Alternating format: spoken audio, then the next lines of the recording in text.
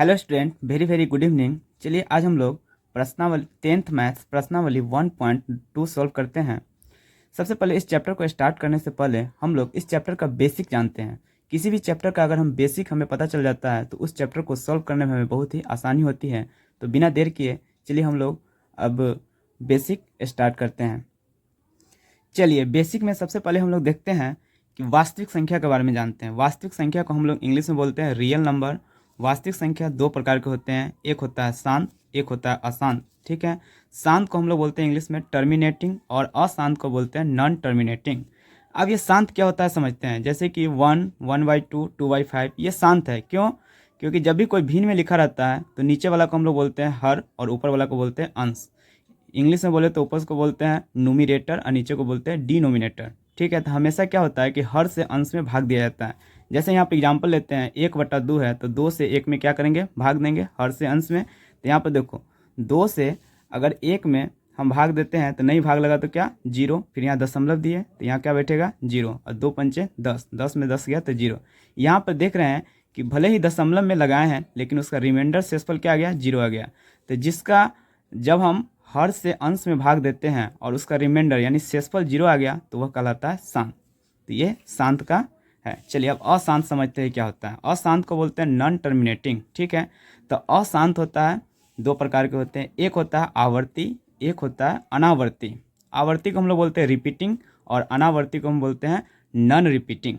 चलिए जैसे आवर्ती का एग्जाम्पल 22/7, 1/3 ये क्या है, आवर्ती का एग्जाम्पल है। अब आप लोग सोच रहे हैं कि ये आवर्ती में कैसे आता है। जैसे इसका एक एग्जाम्पल लेते हैं 1/3।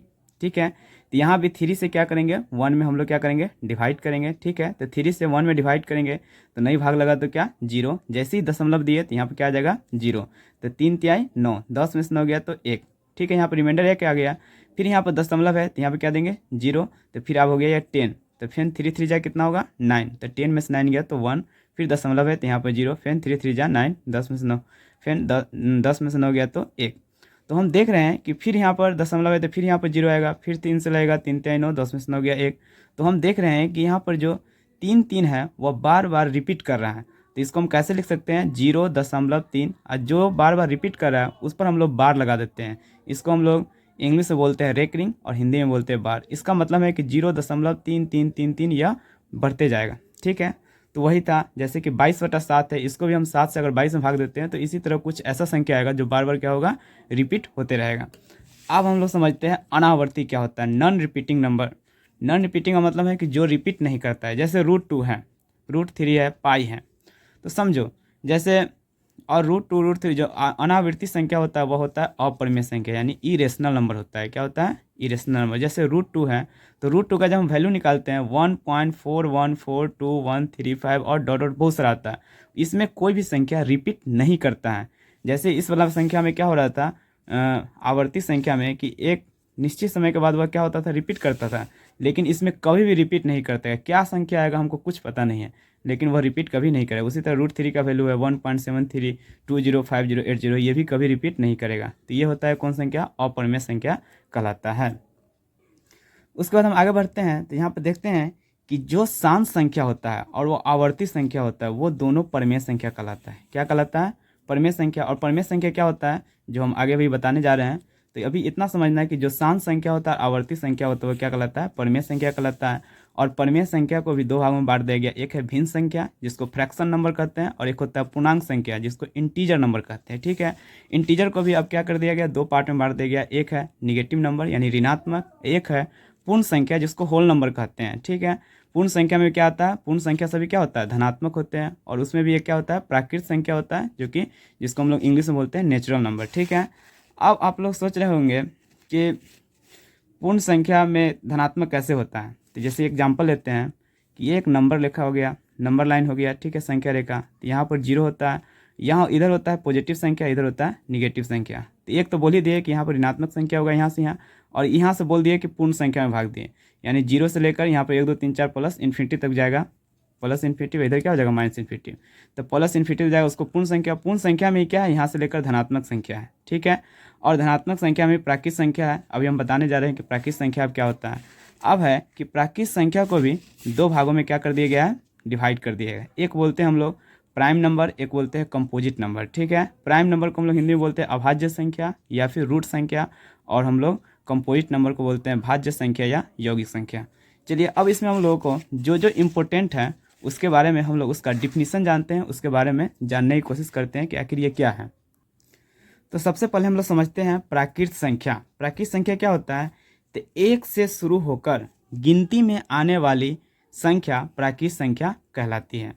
जैसे एक से शुरू होगा और वह गिनती में एक से शुरू होता है, हम लोग गिनती से स्टार्ट करते हैं, तो 1 2 3 4 डॉट डॉट डॉट करते हुए कहाँ तक? इन्फिनिटिव तक, यानी अनंत तक की संख्या क्या कहलाता है? प्राकृत संख्या कहलाता है। चलिए अब पूर्ण संख्या के बारे में जानते हैं कि जब प्राकृत संख्या के परिवार में क्या बोले हैं कि जब प्राकृत संख्या के परिवार में जीरो को शामिल कर दिया जाता है तो पूर्ण संख्या कहलाता है। जैसे देखो यहाँ से 1 2 3 4 से लेकर इन्फिनिटी तक हम क्या बोलते हैं? प्राकृत संख्या, और इसके परिवार में हम लोग क्या शामिल कर दिए? जीरो। तो यह जब यह जीरो से स्टार्ट हो जाएगा तो इसी को हम लोग क्या बोलते हैं? पूर्ण संख्या। ये भी समझना कितना आसान था। चलिए अब हम लोग आगे पढ़ते हैं अभाज्य संख्या या रूट संख्या, जिसको इंग्लिश में बोलते हैं प्राइम नंबर। तो देखो प्राइम नंबर क्या होता है? तो वैसी संख्या जो केवल एक एवं स्वयं से विभाजित हो, अभाज्य संख्या कहलाता है। ये बहुत ही इंपॉर्टेंट है। ठीक है, जो ऐसी संख्या जो केवल एक एवं स्वयं से विभाजित हो वह अभाज्य संख्या कहलाता है। या आप हम दूसरी भाषा में बोल सकते हैं कि वैसी संख्या जिसके केवल 2 गुणनखंड कितना हो? केवल 2 गुणनखंड एक एवं स्वयं हो, वह क्या कहलाता है? अभाज्य संख्या कहलाता है। अब आगे समझते हैं कि सबसे छोटी अभाज्य संख्या क्या होता है? तो 2 होता है। चलिए इसमें हम एग्जाम्पल देकर बताते हैं कि कौन कौन अभाज्य होता है और कौन कौन अभाज्य नहीं होता है। जैसे हम एग्जाम्पल लेते हैं 1 2 3 4 5 6 7 8 9 10 11 13 15 16 17। ठीक है, अब इसमें देखते हैं कि कौन सा अभाज्य होगा, कौन सा अभाज्य नहीं होगा। तो हम यहाँ पर डिफिनीशन में लिखे हैं क्या कि जो केवल एक एवं स्वयं से विभाजित हो। तो जैसे कि हम एक के लिखते हैं, तो एक को हम किससे विभाजित करेंगे? एक से करेंगे, और किससे करेंगे? तो एक तो खुद एक है, तो एक को हम लोग अभाज्य संख्या में नहीं लेते हैं, तो यह अभाज्य संख्या नहीं होगा। अब 2 को देखो, तो 2 को कौन कौन डिवाइड कर सकता है? एक तो किसी भी संख्या को डिवाइड कर सकता है, एक तो सभी को कर सकता है, और 2 को कौन कर सकता है? स्वयं 2। तो एक और स्वयं से विभाजित हो गया, इसीलिए 2 एक क्या हो गया? अभाज्य संख्या हो गया। अब यहाँ पे एक लाइन लिखे हैं कि सबसे छोटी अभाज्य संख्या क्या होगा? तो 2 होगा। क्यों होगा? क्योंकि एक तो होगा नहीं, क्योंकि एक का एक ही होगा, दूसरा क्या होगा? कुछ नहीं है। एक ही होगा तो नहीं 2 रंग हुआ, तो इसीलिए सबसे छोटी अभाज्य संख्या क्या हो गया? 2 से स्टार्ट हो गया। अब है कि 3 होगा कि नहीं, तो 3 को कौन कौन डिवाइड कर सकता है विभाजित? 1 और 3, तो ये भी एक अंश स्वयं से डिवाइड होगा, तो ये भी क्या होगा? अभाज्य संख्या। अच्छा 4 आया, 4 को कौन कौन कर सकता है? एक तो सभी को कर सकता है, इसके बाद आ गया 2 भी कर सकता है, 2 दूना 4, इसके बाद 4 इकाई 4 स्वयं भी कर सकता है। तो एक एवं स्वयं के अलावा यह किससे? 2 से विभाजित हो गया, तो यह अभाज्य संख्या होगा? नहीं होगा, इसीलिए अभाज्य संख्या की श्रेणी में नहीं आएगा। फिर अब 5 की बात करते हैं, तो 5 को कौन कौन डिवाइड कर सकता है? 1 और 5, तो इसीलिए ये भी क्या होगा? अभाज्य संख्या होगा। 6 होगा? नहीं, 6 को कौन कौन कर सकता है? 1 कर सकता है, 2 कर सकता है, 3 कर सकता है, खुद 6 भी कर सकता है। तो देखो, तो इसमें 1 और स्वयं यानी 1 और 6 के अलावा वह किससे विभाजित है? 2 से भी है, 3 से है, तो यह अभाज्य संख्या होगा? नहीं, तो ये भी 6 भी नहीं होगा। 7 होगा क्योंकि यह 1 और 7 से विभाजित है। 8 होगा? नहीं, क्योंकि 1 से भी डिवाइड होगा, 2 से भी होगा, 4 से भी हो गया, और स्वयं 8 से भी होगा, तो ये भी नहीं होगा। 9 होगा? 9 भी नहीं होगा, क्योंकि यह किससे होगा? 1 होगा, इसके बाद 3 से होगा, और 9 से होगा, इतना सारा से विभाजित होगा, तो ये भी नहीं होगा। 10 होगा? 10 भी नहीं होगा, क्योंकि ये 1 2 5 से विभाजित होगा। 11 होगा? तो 11 बिल्कुल होगा, क्योंकि ये 1 और 11 से विभाजित, इसलिए ये क्या होगा? अभाज्य संख्या होगा। अब बात करते हैं 13 का, तो 13 भी होगा, क्योंकि ये 1 और 13 से विभाजित है। 15 होगा? 15 नहीं होगा। 13 होगा? 15 नहीं होगा, क्योंकि ये 1 3 और 5 और खुद 15 से विभाजित होगा, तो ये होगा नहीं। 16 भी नहीं होगा, क्योंकि 16 तो बहुत सारा से विभाजित होगा। 1 2 4 8, इसके बाद 16 खुद से, 17 होगा।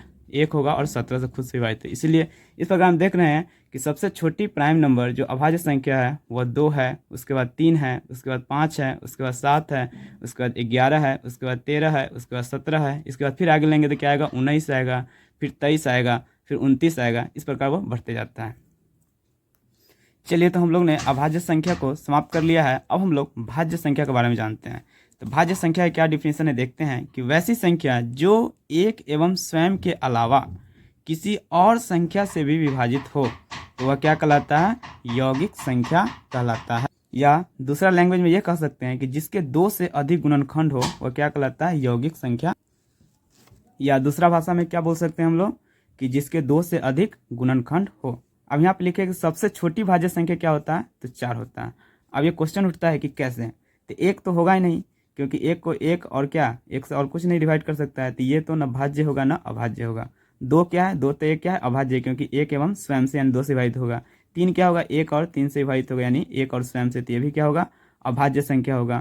तो ये भी अभाज्य संख्या, ये भी अभाज्य संख्या है। लेकिन 4 को देखो, इसमें क्या लिखे हैं डिफिनीशन में कि जो एक एवं स्वयं के अलावा किसी और संख्या से विभाजित हो, यानी कि इस 4 को कौन कौन डिवाइड कर सकता है, 1, 2 और 4। तो 1 और स्वयं तो डिवाइड किया है, उसके अलावा एक क्या हो गया, 2 से विभाजित है, इसीलिए यह सबसे छोटी भाज्य संख्या 4 है। इसीलिए यहाँ पर हम लिखेंगे कि सबसे छोटी भाज्य संख्या क्या है, 4 है। फिर 5 होगा, नहीं होगा, 5 को 1 और 5 से विभाजित करेगा, तो इसीलिए 5 नहीं होगा। चलिए उसके बाद 6 होगा, तो 6 भी, हाँ, तो 6 एक भाज्य संख्या होगा, क्योंकि यह 1, 3, 1, 2, 3 और स्वयं 6 से विभाजित है। 1 और स्वयं के अलावा ये 2 से विभाजित हो गया ना, 2 और 3 से, इसलिए क्या होगा, ये भाज्य संख्या होगा। तो भाज्य संख्या 4 हो गया, 6 हो गया, फिर 8 भी होगा, 9 भी होगा, 10 भी होगा, क्योंकि इसको 1 और स्वयं के अलावा और भी संख्या से विभाजित किया जा सकता है। तो चलिए हम लोग भाज्य संख्या भी कंप्लीट कर लिए।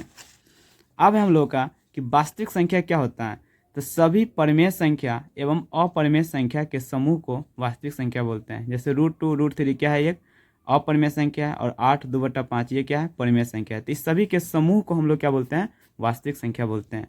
चलिए अब परिमेय संख्या और अपरिमेय संख्या क्या होता है, इसके बारे में हम लोग आगे पढ़ते हैं। चलिए अब हम लोग सबसे पहले हम लोग जानते हैं कि परिमेय संख्या क्या होता है, ठीक है, क्योंकि इस परिमेय संख्या को समझना बहुत ही जरूरी है, क्योंकि ये पूरा वास्तविक संख्या जो है वह परिमेय संख्या के इर्द गिर्द है, ठीक है। तो इसको समझना बहुत ही जरूरी है। देखते हैं इसका डिफिनीशन क्या है, कि वैसी संख्या जिसे p/q, यानी कि p/q का मतलब भिन्न के रूप में हो, बट्टा के रूप में हो, लिखा जा सके, जहाँ q not equal to 0, p तथा q क्या हो, पूर्णांक हो, तथा p एवं q सह अभाज्य संख्या हो। देखो इसमें क्या क्या कंडीशन दिए हैं, कि सबसे पहले वह p/q के रूप में हो, यानी कि बट्टा के रूप में हो, भिन्न के रूप में हो। दूसरा नंबर हम लोग लिखे हैं क्या, कि जहाँ पर q नॉट इक्वल टू 0, यानी उसका डिनोमिनेटर यानी कि हर में कभी भी 0 नहीं होना चाहिए। तीसरा कंडीशन है कि p तथा q क्या होना चाहिए, पूर्णांक होना चाहिए। अब क्वेश्चन उठता है कि पूर्णांक क्या होता है, तो पूर्णांक हम किसे बोलते हैं, जैसे बताते हैं कि जैसे कोई एक संख्या रेखा है, बीच में क्या होता है, 0, इधर होता है +1, +2, +3 डॉट डॉट डॉट क्या होता है, इन्फिनिटी, प्लस इन्फिनिटी, इधर होता है -1, -2, यहाँ पर -3 dot dot dot minus infinity. तो माइनस अनंत, इन्फिनिटी को बोलते हैं अनंत, तो माइनस अनंत से लेकर प्लस अनंत तक के बीच जितने भी संख्या होता है, वो जिसे हम नंबर लाइन पर हम लोग दर्शाते हैं, उससे हम लोग पूर्णांक बोलते हैं। यानी पूर्णांक का एक ऐसे हम समझ सकते हैं कि जितना भी नंबर है, चाहे वो प्लस में हो या माइनस में हो, वो क्या कहलाता है, पूर्णांक। यानी p और q का वैल्यू यहाँ पर पॉजिटिव और निगेटिव कुछ भी हो सकता है, इसका कहने का मतलब ये है। अब एक अगला लिखा हुआ है कंडीशन कि p एवं q सह अभाज्य संख्या है। क्या है, सह अभाज्य संख्या। ये बहुत ही इंपॉर्टेंट है। सह अभाज्य का मतलब है जिसका HCF जानते हैं, जिसका HCF कितना होना चाहिए, 1, जिसका HCF क्या होना चाहिए, 1, तो वो होता है सह अभाज्य संख्या। जैसे कि p और q आएगा, तो p के मान भी कुछ आएगा, q के मान भी आएगा, तो जब हम इसका हम HCF निकालेंगे तो उसका HCF कितना होना चाहिए, 1 होना चाहिए, तो उसी को हम लोग बोलते हैं सह अभाज्य संख्या। तो 4 कंडीशन फुलफिल होना चाहिए, एक बट्टा में होना चाहिए, दूसरा q नॉट इक्वल टू 0 होना चाहिए, तीसरा कि p और q पूर्णांक होना चाहिए, यानी पॉजिटिव निगेटिव कुछ भी हो सकता है, और चौथा कंडीशन है कि उस दोनों का जो हम HCF निकालेंगे तो वह कितना होना चाहिए, 1, या यूँ बोले तो सह अभाज्य संख्या है, ठीक है। चलिए अब हम लोग एग्जाम्पल की ओर आगे बढ़ते हैं। एग्जाम्पल में लिए जैसे कि 5 लिए है, तो 5 एक परिमेय संख्या है कि नहीं, तो 5 एक परिमेय संख्या है, बिल्कुल परिमेय संख्या है। क्यों, आप सोच रहे हो कि यह सर p/q के रूप में कहाँ है, तो p/q के रूप में है। अगर इसके बट्टा में हम 1 लिख सकते हैं नहीं, क्योंकि हम 1 से हम 5 को अगर भाग देते हैं तो फिर भी हमको क्या प्राप्त होता है, 5 है, तो हम 5 को हम 5/1 लिख सकते हैं। तो ये p/q के फॉर्म में नहीं हो गया, p की जगह पर 5 हो गया और q की जगह पर कितना हो गया, 1 हो गया, तो ये p/q के फॉर्म में हो गया। दूसरा कंडीशन इसमें क्या था कि q नॉट इक्वल टू 0, तो यहाँ पर जो नीचे है डिनोमिनेटर हर इसमें 0 नहीं है, क्या है, 1 है, दूसरा कंडीशन भी फुलफिल हो गया। तीसरा है कि p तथा q पूर्णांक यानी पॉजिटिव संख्या निगेटिव संख्या कुछ भी हो, तो यहाँ पर पॉजिटिव दोनों है, तो ये भी फुलफिल हो गया। अब चौथा कंडीशन था कि p एवं q क्या है, सह अभाज्य संख्या है, तो सह अभाज्य संख्या भी हो, क्योंकि 1 और 5 का जब हम HCF निकालेंगे तो हमको क्या आएगा, 1 आएगा। HCF कितना आएगा, 1 आएगा। अभी आगे हम लोग को पूरा चैप्टर में HCF ही पढ़ना है, तो अभी HCF के बारे में बताएंगे डिटेल्स में कि HCF कैसे निकालते हैं, तो वहाँ पर हम लोग को ये प्रॉब्लम सॉल्व हो जाएगा। चलिए, तो ये समझ गए। तो ये 5 क्या है, एक अपरिमेय, जब 5 एक क्या है, परिमेय संख्या है। अब क्वेश्चन उठता है कि 0 एक परिमेय संख्या है या नहीं, तो हम कहेंगे कि 0 एक परिमेय संख्या है। क्यों? क्योंकि 0 बट्टा हम 1 लिख सकते हैं, और जब हम 1 को 0 से भाग देंगे, 1 से जब हम 0 को भाग देंगे तो हमको क्या प्राप्त होगा, 0। अब देखो ये कंडीशन फुलफिल होता है कि नहीं। सबसे पहले पी वाई क्यू के रूप में है, हाँ है, क्योंकि ये बट्टा में है, भिन्न में है। दूसरा कंडीशन ये है कि क्यू नॉट इक्वल टू 0, तो यहाँ देखना है नीचे हर में यह 0 के बराबर नहीं है, तो ये भी कंडीशन फुल हो गया। तीसरा कंडीशन कहता है कि पी तथा क्यू पूर्णांक है, तो यहाँ पर पी और क्यू दोनों पूर्णांक है, क्योंकि यहाँ पर -∞ से +∞ के बीच है, तो बीच में 0 भी आता है और 1 भी आता है, तो ये दोनों कंडीशन है। अब है चौथा कंडीशन क्या, कि इसका एचसीएफ 1 होना चाहिए, तो 1 और 0 का जब हम एचसीएफ निकालेंगे तो हम लोग क्या आएगा, 1 ही आएगा। अब कैसे होगा तो वो भी आगे बताएंगे। इसका एचसीएफ भी कितना आएगा, 1 ही आएगा। चलिए अब हम लोग तो ये एग्जांपल समझ गए, अब हम लोग आगे बढ़ते हैं। अब है अपरिमेय संख्या, तो वैसी संख्या जिसे पी वाई क्यू के रूप में नहीं लिखा जा सके अपरिमेय संख्या कहलाता है। और अपरिमेय संख्या हमेशा रूट में ही रहते हैं, स्टार मार के लिखा दे, ये हमेशा कहाँ रहता है, रूट में ही रहता है। इसे रूट से बाहर नहीं निकाला जा सकता है। जैसे एग्जांपल में √2 को हम बाहर निकाल सकते हैं, नहीं। √3 को नहीं निकाल सकते हैं, √10 को भी नहीं निकाल सकते, √15 को भी नहीं निकाल सकते हैं। चलिए एक क्वेश्चन आप लोगों के मन में होगा कि सर √4 ये एक परिमेय है क्या अपरिमेय है, तो √4 एक परिमेय है, क्योंकि √4 को हम लोग क्या लिख सकते हैं, 2 × 2, और इस रूट का मतलब क्या होता है, यहाँ पर 2 छुपा रहता है, यानी कि जब भी जोड़ा में मिल जाए तो वह बाहर निकल जाएगा रूट से। तो 2 छुपा रहता है, तो 2 जोड़ा में मिल गया तो 2 निकल गया, फिर ये 2 आ गया तो 2/1, और ये पी वाई क्यू के रूप में नहीं आ गया, तो फिर से यह क्या हो गया, परिमेय संख्या हो गया। चलिए तो अपरिमेय भी समझ गए, परिमेय भी समझ गए। अब तो एक छोटी है, ये इसको भी हम बता ही दे देते हैं कि सम संख्या क्या होता है, वैसी संख्या जो 2 से पूरी क्या हो, विभाजित हो। जैसे 2 से विभाजित हो पूरी, जैसे 4, 6, 8, 10, 12 कुछ भी हो सकता है। जैसे 2 से करेंगे तो 2 दूना 4, क्या आ गया, रिमाइंडर। ये विभाजित होने का मतलब क्या होता है कि उसको भाग देने पर उसका रिमाइंडर शेषफल 0 आना चाहिए। तो 2 से भाग देंगे 4 में तो 2 दूना 4, रिमाइंडर 0 नहीं आ गया। 6 को क्या होगा, 2 × 6, 6 में 6 हो गया 0, तो 8 भी, 12 भी, 20 भी, 100 भी, सब क्या हो गया, 2 से विभाजित है। और एक चीज़ और याद कर लो आज, कि 2 से भाग देने का मतलब होता है कि उस संख्या का आधा करना। जैसे 100 को अगर 2 से भाग लगाएंगे तो इसका आंसर क्या आएगा, 50 आता है, कोशिएंट क्या आएगा, 50 आता है, ठीक है। तो 2 से भाग लगाने का मतलब उससे आधा करना। चलिए उसी तरह विषम संख्या किसे कहते हैं, तो वैसी संख्या जो 2 से पूरी विभाजित नहीं हो। जैसे कि 1 है, 1 2 से पूरी विभाजित होगा नहीं, 3 होगा नहीं, 5 होगा नहीं, 7 होगा, ये सब पूरी विभाजित नहीं होगा। इसको जब हम भाग देंगे तो कुछ ना कुछ शेषफल बचेगा। जैसे कि कोई एग्जांपल लेते हैं 5, तो 2 से अगर हम 5 से विभाजित करते हैं तो 2 दूना 4, 5 में 4 गया, शेषफल 0 आया नहीं आया, तो ये क्या है, विषम संख्या है। तो यहाँ पर एक लिखे हैं कंडीशन कि सबसे छोटी सम संख्या क्या होता है, 2, क्या होगा 2, और सबसे छोटी विषम संख्या क्या होता है, 1, ठीक है। तो यहाँ तक हम लोग समझ गए, अब हम लोग आगे बढ़ते हैं, ठीक है।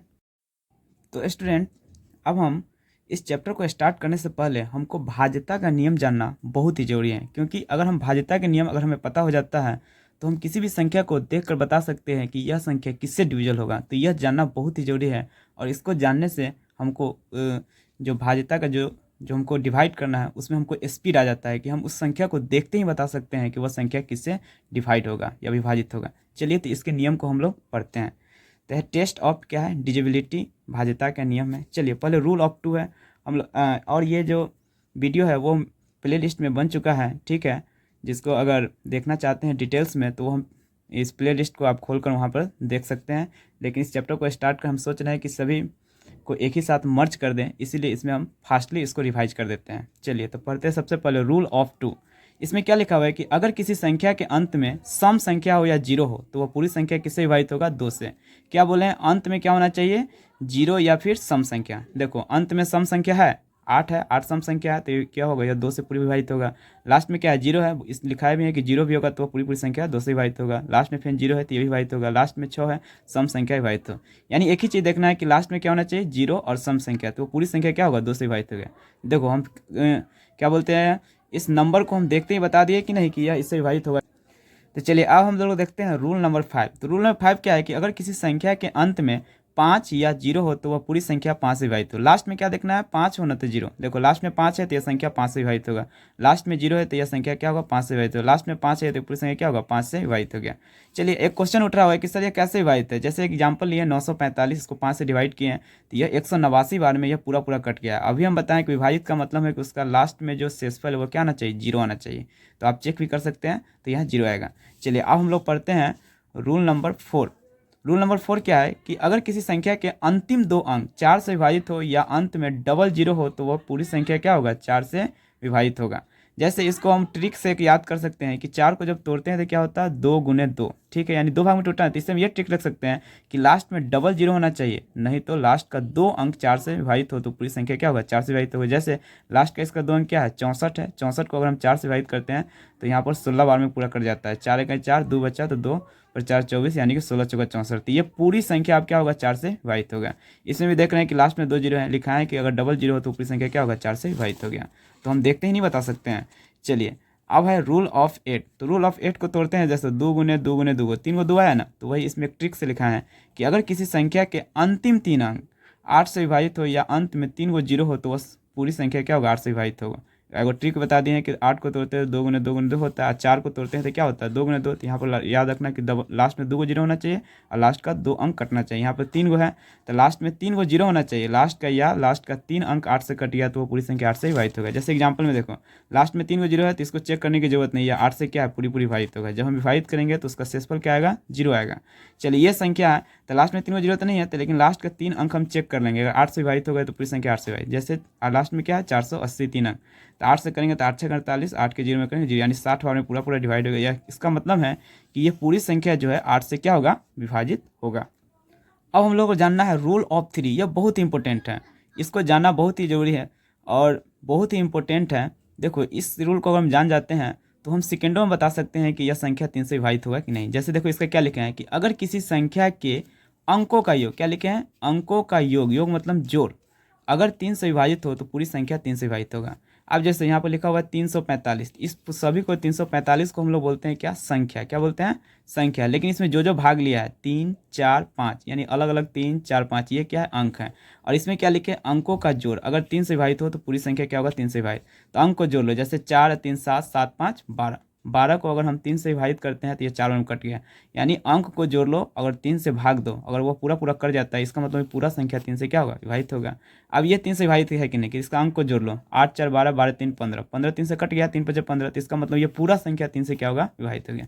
कितना आसान था कि अंक को जोड़ लेंगे, अगर वह 3 से कट गया तो वो पूरी संख्या क्या होगा, 3 से विभाजित हो गया।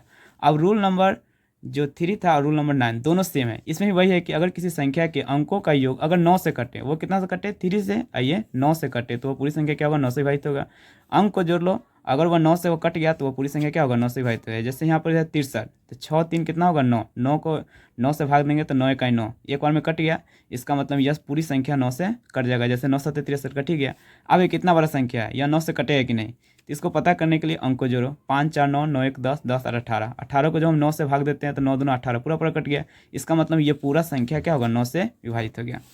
अब आता है एक बहुत ही इंपॉर्टेंट रूल ऑफ 11, 11 का नियम। ये क्या समझते हैं कि अगर किसी संख्या के एकांतर अंकों के योग का घटाव अगर 0 या 11 का टेबल मतलब पहाड़ा आए तो वह पूरी संख्या क्या होगा, 11 से विभाजित हो। क्या लिखे हैं, अब क्वेश्चन उठता है कि एकांतर क्या है। एकांतर का मतलब होता है एक का अंतर, यानी एक, इसको 2 को छोड़ दो फिर 1, यानी 1 का एकांतर कौन हो गया, 1, ठीक है। इसमें 1 का एकांतर क्या है, 3, और इस 3 का एकांतर क्या है, 1।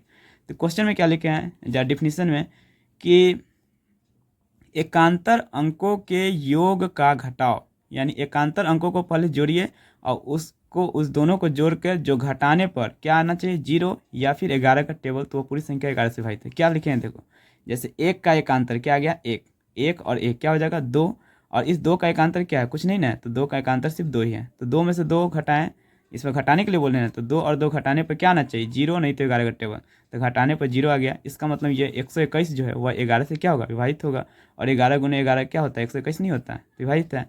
अब ये संख्या ये 11 से विभाजित है कि नहीं, तो इसमें भी एकांतर के अंकों का जोड़ लो, तो 1 का एकांतर क्या है, 3, तो 3 1 4, फिर इसका एकांतर कौन है, 3 का 1, तो 3 1 4, 4 में से 4 घटा दिए तो क्या आ गया, 0, बोले ना घटाने के लिए, तो घटाएं 0 आ गया। तो इसका मतलब ये भी क्या होगा, 11 से विभाजित है। अब इतना बड़ा नंबर है, यह 11 से विभाजित होगा कि नहीं, तो एकांतर को जोड़ लो, 9 का एकांतर क्या है, 9, तो 9 9 18, 4 का एकांतर क्या है, 3, तो 4 3 7। अब दोनों को घटा दो, तो 18 में से 7 गया तो 11, क्या बोले हैं, 0 आना चाहिए, नहीं तो 11 का टेबल, तो 11 11 का टेबल है ना, तो ये भी क्या है, 11 से विभाजित है ये पूरी संख्या। चलिए, तो इस तरह हम विभाजिता के नियम भी पढ़ लिए। अब हम लोग चैप्टर स्टार्ट करते हैं। अब हम लोग इस लायक बन गए हैं कि उस चैप्टर को हम धुआं कर देंगे, ठीक है। चलिए हम लोग आगे बढ़ते हैं अब। हेलो स्टूडेंट, तो अभी तक हमने इस चैप्टर का जो बेसिक था उसके बारे में हम लोग ने जान लिया है। तो अब यह क्वेश्चन सब हमसे बनना चाहिए। अब हम देखते हैं इस क्वेश्चन को कैसे हम लोग धुआं उड़ाते हैं। ठीक है, चलिए इस क्वेश्चन को सबसे पहले पढ़ते हैं कि इसमें क्या बोला है। कह रहा है कि निम्नलिखित संख्याओं को अभाज्य गुणनखंडों के गुणनफल के रूप में व्यक्त कीजिए। अब यहाँ पर क्वेश्चन उठता है अभाज्य संख्या क्या है। तो अभाज्य संख्या अभी हम बता दिए हैं, क्या वैसी संख्या जो एक एवं स्वयं से विभाजित हो। इसलिए हमको ये जानना इसका बेसिक जरूरी होता है। इसलिए हम यहाँ पर अब उसका बेसिक नहीं बताएंगे, डायरेक्ट हम आगे बढ़ेंगे। तो सबसे छोटी अभाज्य संख्या क्या बोले थे, 2 होता है। उसके बाद क्या होता है, 3, उसके बाद 5, उसके बाद 7, इसके बाद 11, 13, 17, 19 डॉट डॉट डॉट और आगे होता है। तो अब यह अभाज्य संख्या क्यों है, क्योंकि यह एक एवं स्वयं से विभाजित है। 3 भी एक एवं स्वयं से, 5 क्या है, एक एवं स्वयं से विभाजित, इसलिए क्या है अभाज्य संख्या। तो जब भी यहाँ पर हम सबको हम भाग लगाएंगे तो हमेशा इसी अभाज्य संख्या से, क्योंकि इसमें क्वेश्चन भी बोला है क्या अभाज्य गुणनखंड लिखना है, तो हम अभाज्य संख्या से ही लगाएंगे और तो उसको हम गुणनखंड के रूप में लिखेंगे। ठीक है, तो अब क्वेश्चन उठता है, अब तुम लोग ये सोच सकते हो कि एक से क्यों नहीं लगा सकते हैं, क्योंकि एक न भाज्य है न अभाज्य है। सबसे छोटी क्या है, 2 है अभाज्य संख्या, इसीलिए हम लोग स्टार्ट करते हैं हमेशा 2 से ही। अब चलिए आगे बढ़ते हैं। पहला क्वेश्चन है 140, कितना है 140। तो 140 को हम लोग आप डिवाइड करते हैं। ठीक है, चलिए 140 है तो अब इसको हम डिवाइड करते हैं। अब देखो हम विभाज्यता के नियम पढ़े हैं, देखो इसका यहाँ पर हम लोगों को कितना फायदा होता है विभाज्यता के नियम, कि इसके लास्ट में क्या है 0 है, तो यह संख्या किससे विभाजित होगा। तो हम लिखा है 2 के नियम है कि अगर लास्ट में 0 और सम संख्या हो जाए तो 2 से विभाजित होगा, तो ये 2 से लगेगा। चलो 2 से लगाते हैं, तो 2 से लगाएंगे तो क्या हो जाएगा। सबसे पहले आप देखो यहाँ पर लगाने का नियम क्या होता है।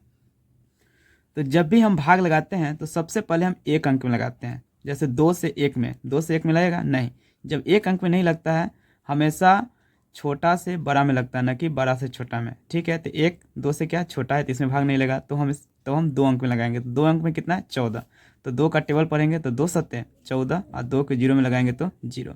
एक बात और हम बोले हैं पीछे बेसिक में कि 2 से भाग लगाने का मतलब है उस संख्या का आधा करना। तो 140 का आधा क्या होता है 70। ठीक है, अब फिर 70 को लगाएंगे तो लास्ट में क्या है 0 है, तो फिर ये भी क्या लगेगा 2 से विभाजित होगा। पीछे भी बेसिक में बताया कि लास्ट में 0 या सम संख्या हो तो 2 से विभाजित हो, तो फिर 2 से लगाने का मतलब है इसको आधा करना। इसका आंसर क्या आएगा, यहाँ पर क्या आएगा 35। अब ये कैसे आएगा, देखो 2 से अगर 7 को हम भाग लगाते हैं तो 2 तिहाई कितना होगा 6। अब देखो यहाँ पर बहुत सारा बच्चा यहाँ पर कन्फ्यूज करता रहता है कि सर कैसे लगाते हैं। जैसे देखो 2 से अगर 70 में लगाते हैं तो 2 तिहाई 6, तो 7 में से 6 गया तो 1, फिर उतरेगा 0, फिर 2 पंचे 10, 10 में 10 गया तो 0। यहाँ 35 आया तो यही यहाँ पर 35 लिखा जाता है। अब इसको माइंड में कैसे करेंगे, ये तो हमको इस तरह से नहीं करना है, इसमें हमको फास्टली करना है। तो फास्टली कैसे करेंगे, 2 को लगाएंगे सबसे पहले 7 में, क्योंकि एक अंक में लगाते हैं तो 2 7 जो है 2 से बड़ा है तो लगेगा, तो 2 को टेबल पढ़ेंगे तो 2 तिहाई 6 और 2 चौक 8 ज़्यादा हो जाता है तो 3 बार में लगेगा, तो 2 तिहाई 6। अब माइंड में सोचेंगे कि 7 में से 6 गया तो कितना बचेगा 1, और 1 पर 0 कितना हो जाएगा, क्योंकि 0 उतर रहा है ना, तो 1 पर माइंड में सोचेंगे 1 पर 0 कितना हो जाएगा 10 और 2 पंचे 10। ठीक है, इसी तरह माइंड में सोचना होता है। आप देखो कि ये 2 से लगेगा नहीं, क्योंकि 2 का नियम है कि लास्ट में 0 और सम संख्या होगा, तो 2 से नहीं लगेगा। अब अगला अभाज्य संख्या क्या है 3। अब हम 3 से चेक करेंगे, तो 3 का रूल क्या बोले हैं कि अंकों का जोड़ो, अगर वह 3 से कट जाएगा तो पूरी संख्या 3 से। तो 5 3 8, 8 जो है 3 से कटेगा नहीं, तो यह 3 से नहीं लगेगा। अब है 5 का रूल। 5 के रूल में क्या बोले थे कि लास्ट में 0 या 5 हो, तो इसके लास्ट में क्या है 5 है, इसका मतलब 100% यह 5 से कटेगा, और 5 सत्ते क्या होता है 35 होता है। चलो इसी को अब हमको बोला है अभाज्य गुणनखंडों के गुणनफल के रूप में व्यक्त कीजिए। तो यहाँ पर हम लिखेंगे 140 बराबर 140 को तोड़ें तो क्या क्या है 2 2 5 7, तो वही लिख देंगे 2 गुने 2, फिर यहाँ पर गुने 5 गुने 7। ठीक है, अब यहाँ पर इसको और सजा देंगे कि 2 2 बार है तो 2 के पावर 2 हो गया। अब पावर का मतलब हम बताएं कि जितना पावर रहता है उसको उतना बार गुना में लिखा है, तो 2 का पावर 2 है यानी 2 बार गुना में लिखे हैं, या इसी को हम 2 गुने 2 है तो 2 का पावर 2 लिख सकते हैं। फिर इसके बाद यहाँ 5 के 5 और 7 के 7, तो ऐसे हम लोग यह इसका आंसर हो गया। तो कितना आसान हो गया बनाना। चलिए अब हम नेक्स्ट क्वेश्चन की ओर बढ़ते हैं। चलिए तो अब नेक्स्ट क्वेश्चन है 156। तो 156 को भी हम लोग यहाँ पर अभाज्य गुणनखंड में तोड़ लेते हैं। ठीक है, चलिए 156 है, तो 156 है वह कितना सही आएगा। तो देख रहे हैं कि लास्ट में सम संख्या या फिर क्या बोलते हैं 0 है, तो यहाँ पर सम संख्या 6 है, तो यह 2 से लगेगा, तो 2 से लगाओ और 15 में, तो 1 में लगेगा नहीं, तो आप लगाएंगे 2 अंक में, 2 अंक कितना है 15, तो 2 के टेबल पढ़ो तो 2 क्या होता है 2 सत्ते 14 और 2 8 16, तो 16 जिससे ज़्यादा हो जाता है तो 7 बार में लगाएंगे, तो 2 सत्ते 14, तो अब 15 में से 14 गया तो कितना बचेगा, एक, एक पर 6 कितना हो जाएगा, 16, तो 2 8 16। ऐसे ही बताए थे 2 से लगाने का मतलब उसका आधा करना, तो इसको आधा करेंगे तो कितना होगा, 78 हो जाएगा। फिर देखो लास्ट में सम संख्या, तो फिर 2 से लगेगा, तो 2 से लगाएंगे, पहले एक अंक में चेक करते हैं, तो 7 बड़ा है ना 2 से, तो लगेगा, तो 2 तिहाई 6, तो 7 में से 6 गया तो कितना बचेगा, एक, एक पर 8 कितना हो जाएगा, 18। तो आप 2 से लगाएंगे 18 में, तो 2 नमा 18। अब यह 2 से लगेगा कि नहीं, तो 2 से अब नहीं लगेगा, क्योंकि लास्ट में इसका जीरो या सम संख्या नहीं है। तो हम किससे लगाएंगे, 3 से। दूसरा किससे चेक करना है, 3 से। किससे चेक करना है, 3 से अभाज्य संख्या। तो 3 का रूल क्या बताया है कि अंकों का जोड़ अगर 3 से कटे तो पूरी संख्या 3 से कटेगा। तो जोड़ लो अंकों, 3 और 9 कितना होगा, 12। 12 जो है 3 से कट जाता है, तो हाँ, तो 3 चौक 12 कट जाता है, तो इसका मतलब 100% यह 3 से लगेगा। 3 इकाई 3 है, 3 तिहाई 9 कट गया। अब 13 किससे लगेगा, तो 13 एक खुद अभाज्य संख्या है, और अभाज्य संख्या किससे लगता है, एक एवं स्वयं से। तो यहीं पर यह स्टॉप हो जाएगा, ठीक है, क्योंकि ये एक से लगाने का कोई मतलब नहीं है, क्योंकि एक से लगाएंगे तो वही संख्या फिर आ जाएगा। चलिए, तो इसी को अब लिख देना है, 2 2 है, तो यहाँ पर 2 गुने 2 और कितना है, 3 गुने 13। इसी को सजा देना है, 2 2 बार है, तो 2 का पावर कितना हो जाएगा, 2, और यहाँ पर क्या हो जाएगा, 3 गुने 13। देखो तो कितना आसान था ये भी बनाना। देखो हम लोग चुटकी में इसको उड़ा रहे हैं। चलिए अब नेक्स्ट क्वेश्चन को हम लोग देख रहे हैं। चलिए अब यह थर्ड क्वेश्चन है, 38 25, ठीक है। यह आप किससे विभाजित होगा, तो सबसे पहले कि लास्ट में जीरो या सम संख्या नहीं है, लास्ट में क्या है, 5 है, तो यह 2 से तो नहीं लगेगा। अगला भाज्य संख्या क्या है, 3। 3 से क्या बताया है कि अंकों को जोड़ लो, अगर 3 से कट जाएगा तो पूरी संख्या 3 से विभाजित होगा। चलो अंकों को जोड़ते हैं, तो 8 3 11, 11 2 13, 13 5 18, 18 जो 3 से कट जाता है, 3 से 18, इसका मतलब पूरी संख्या 3 से कट जाएगा। चलो 3 से लगाते हैं बारी बारी से। सबसे पहले एक अंक में 3 इकाई 3 कट गया, फिर 3 से लगाएंगे 8 में, तो 3 दूना 6, 3 3 9 ज़्यादा हो जाता है, 3 दूना 6। अब 8 में से 6 गया तो कितना बचा, 2, और 2 पर 2 कितना हो जाएगा, 22। तो अब लगाएंगे 2 3 से 3 दूना 6, ठीक है। अब लगाएंगे 22 में, तो 3 सत्ते 21, ठीक है। तो 22 में से 21 गया, एक, एक पर 5 15, अब 3 पचे 15, ठीक है। चलिए अब फिर अब ये किससे लगेगा, तो फिर हम अंकों को जोड़ लेते हैं। अगर वह 3 से विभाजित होगा तो ये पूरी संख्या 3 से विभाजित होगा।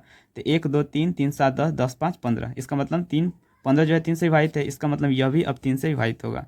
तो पहले एक अंक में लगेगा नहीं, तो 2 अंक में लगाएंगे, तो 3 चौक 12, अब 3 से 7 में लगाएंगे, तो 3 दूना 6, 7 में 6 गया, एक, एक पर 5 15, तो 3 पचे 15, तो यहाँ पर यह भी लग गया। अब ये किससे लगेगा, फिर जोड़ लेते हैं, 4 2 6 6 5 11, 11 जो है 3 से कटेगा नहीं, तो अब यह 3 से नहीं लगेगा। देखते ही बता दिए कि नहीं अब 3 से लगेगा कि नहीं, तो इसलिए हमको बेसिक पढ़ना बहुत जरूरी था, विभाज्यता का नियम। चलिए अब है 3 के बाद अगला अभाज्य संख्या क्या होता है, 5। तो 5 का रूल क्या है कि लास्ट में 0 या 5 होना चाहिए, तो लास्ट में 5 है, इसका मतलब 100% 5 से लगेगा।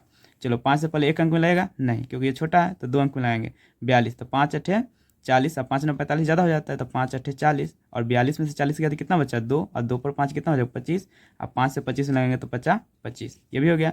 फिर लास्ट में 5 है, तो फिर अभी भी 5 से लगेगा, 5 इकाई 5, तब 8 में से 5 गया तो 3, 3 पर 5 क्या हो जाएगा, 35, तो 5 सत्ते 35, 17 17 एक खुद अभाज्य संख्या है, तो यह एक एवं स्वयं से विभाजित होगा, तो यहीं पर यह स्टॉप हो जाएगा। जो आया वही इसी को लिख देना है। यहाँ पर आया है क्या, 3 गुने 3, ठीक है। उसके बाद 2 5 आया है, तो 5 गुने 5, और क्या है 17, ठीक है। इसी को सजा देना है, 3 2 बार है तो 3 के पावर 2, और 5 कितना बार, 2 बार है तो 5 के पावर 2, और यहाँ पर 17 है तो 17, यही मेरा आंसर हो गया। चलिए 3 नंबर भी आसानी से सॉल्व हो गया। चलिए अब हम लोग क्वेश्चन नंबर 4 की ओर बढ़ते हैं। चलिए तो अब हम लोग क्वेश्चन नंबर 4 का है, 5005 है, यह किससे डिवाइड होगा। तो सबसे पहले तो 2 से होगा नहीं, क्योंकि लास्ट में 0 या सम संख्या नहीं है, वो कट गया। उसके बाद अगला भाज्य संख्या क्या है, 3 है, तो 3 के रूल को चेक कर लेते हैं। अंकों का जोड़ अगर 3 से कट गया तो पूरी संख्या 3 से कटेगा, 5 5 10 3 से कटेगा नहीं, तो 2 से ना 2 से लगेगा ना 3 से लगेगा। अगला भाज्य संख्या क्या है, 5 है, तो 5 जो है, तो 5 का रूल तो क्या था कि लास्ट में 0 या 5 नहीं, तो 5 है, इसका मतलब 100% यह 5 से कटेगा। देखते ही नहीं बता दिया कि 5 से कटेगा, इसलिए बेसिक जानना बहुत ही जरूरी था, विभाज्यता का नियम।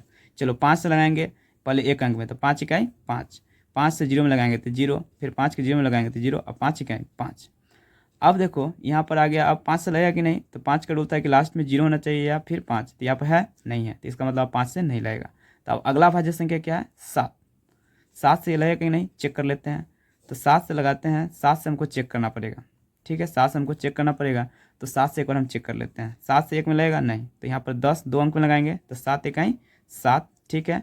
10 में 7 गया तो 3, 3 पर यहाँ पर 0 आ जाएगा तो 0, तो 7 3 21, 7 चौक 28, 7 चौक 28, तो 30 में से 28 गया तो 2 बचा, और 2 पर 1 क्या हो गया 21, 7 3 21, देखो तो 7 से इसका मतलब कट गया, तो 7 से हमको चेक करना ही पड़ेगा।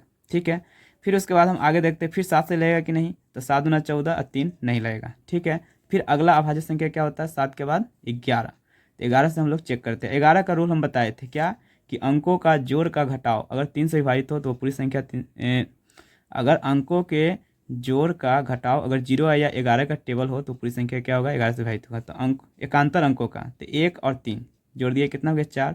और यहाँ पर क्या है, इसका एकांतर कुछ नहीं तो 4, तो 4 माइनस 4 0 आ गया। इसका मतलब यह संख्या पूरी पूरी क्या होगा, 11 से विभाजित होगा। तो 11 से लगाओ, एक अंक में लगेगा नहीं, तो 2 अंक में, तो 11 का 11, 14 में से 11 गया तो कितना बचा, 3, और 3 पर 3 33, क्या हो गया 33, 11 तिहाई 33, और 33 से 13 क्या है, खुद अभाज्य संख्या है। आगे अब नहीं बढ़ेगा क्योंकि ये 1 से डिवाइड होगा और स्वयं से, चलिए तो इसी को लिख देना है। देखो कितना आसान था सॉल्व करना, हम ये पता कर लिए कि किससे विभाजित होगा किससे नहीं होगा। चलिए तो क्या क्या आया मेरा, 5 गुने 7 गुने 11 और गुने 13, इसमें कोई एक डबल नहीं है तो इसका आंसर यही रह जाएगा। चलिए हम आगे बढ़ते हैं। अब है 7429 है, इसके बारे में हम लोगों को आप पता करना है कि यह किससे विभाजित होगा किससे नहीं होगा। तो सबसे पहले यह 2 से विभाजित होगा नहीं, क्योंकि लास्ट में 0 या सम संख्या नहीं है, तो 2 कट गया। 3 से होगा, तो 3 से पहले चेक कर लेते हैं।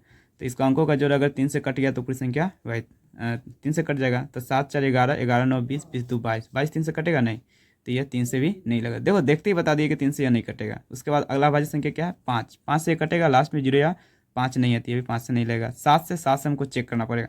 7 से करेंगे तो 7 का 7, फिर लगाएंगे तो 7 से 4 भागेंगे तो 0, फिर 7 6 42, और फिर 7 से नहीं लगेगा। तो इस थोड़ा स्पीडली फास्टली चेक कर लें, तो 7 से भी नहीं लगेगा।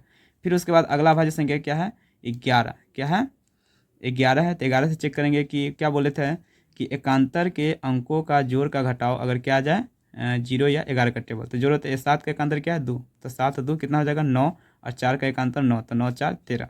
तो ये दोनों का जो अंतर करेंगे तो कितना आ जाएगा, 13 में से 9 गया तो कितना बचेगा 4, 4 हो गया। तो यह 0 या 11 का टेबल आया तो नहीं, तो 11 से विभाजित नहीं होगा। देखो कितना फास्टली चेक कर दिए 11 से। चलिए उसके बाद होता है अगला भाज्य संख्या 13 होता है। तो 13 से हम लोग चेक कर सकते हैं।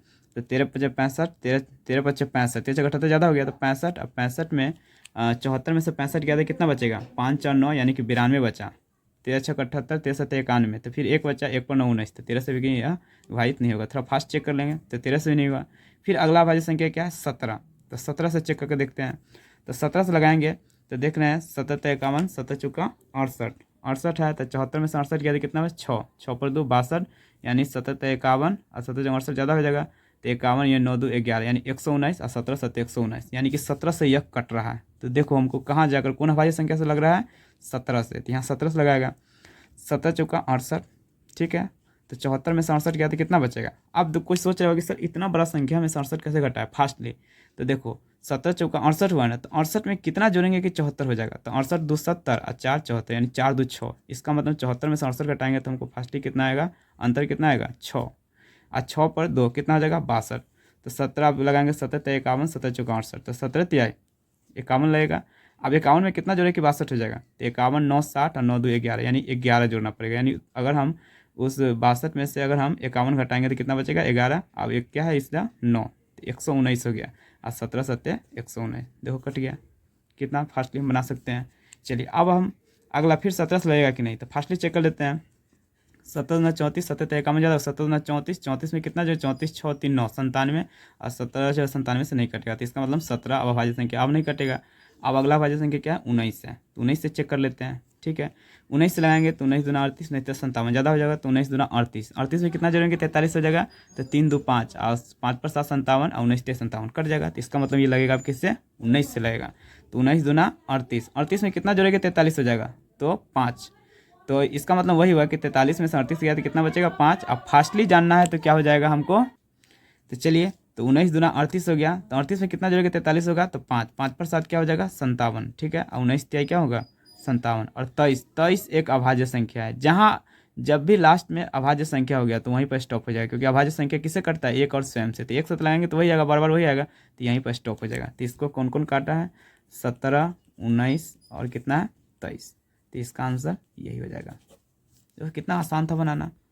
चलिए अब हम लोग आगे बढ़ते हैं। इस तरह से मेरा 1.2 यानी प्रश्नावली 1.2 का 1 नंबर पाँचों क्वेश्चन को हम लोग कितने अच्छे से हम लोग सॉल्व कर लिए हैं, और वो भी कितने आसानी से। अब हम लोग आगे बढ़ते हैं।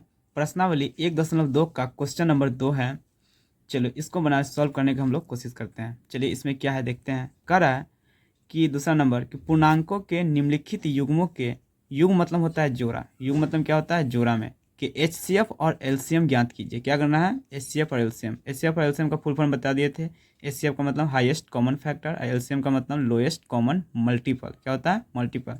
ज्ञात कीजिए तथा इसकी जांच कीजिए कि दो संख्याओं का जो गुणनफल है वह बराबर होता है HCF गुने LCM को। यह हमको जांच भी करना है। तो सबसे पहले हम बताते हैं कि HCF कैसे निकालते हैं और LCM निकाल सकते कैसे निकालते हैं किसी जोड़ा संख्या को, यानी युग्मों का हम लोग कैसे HCF निकालेंगे, कैसे LCM निकालेंगे।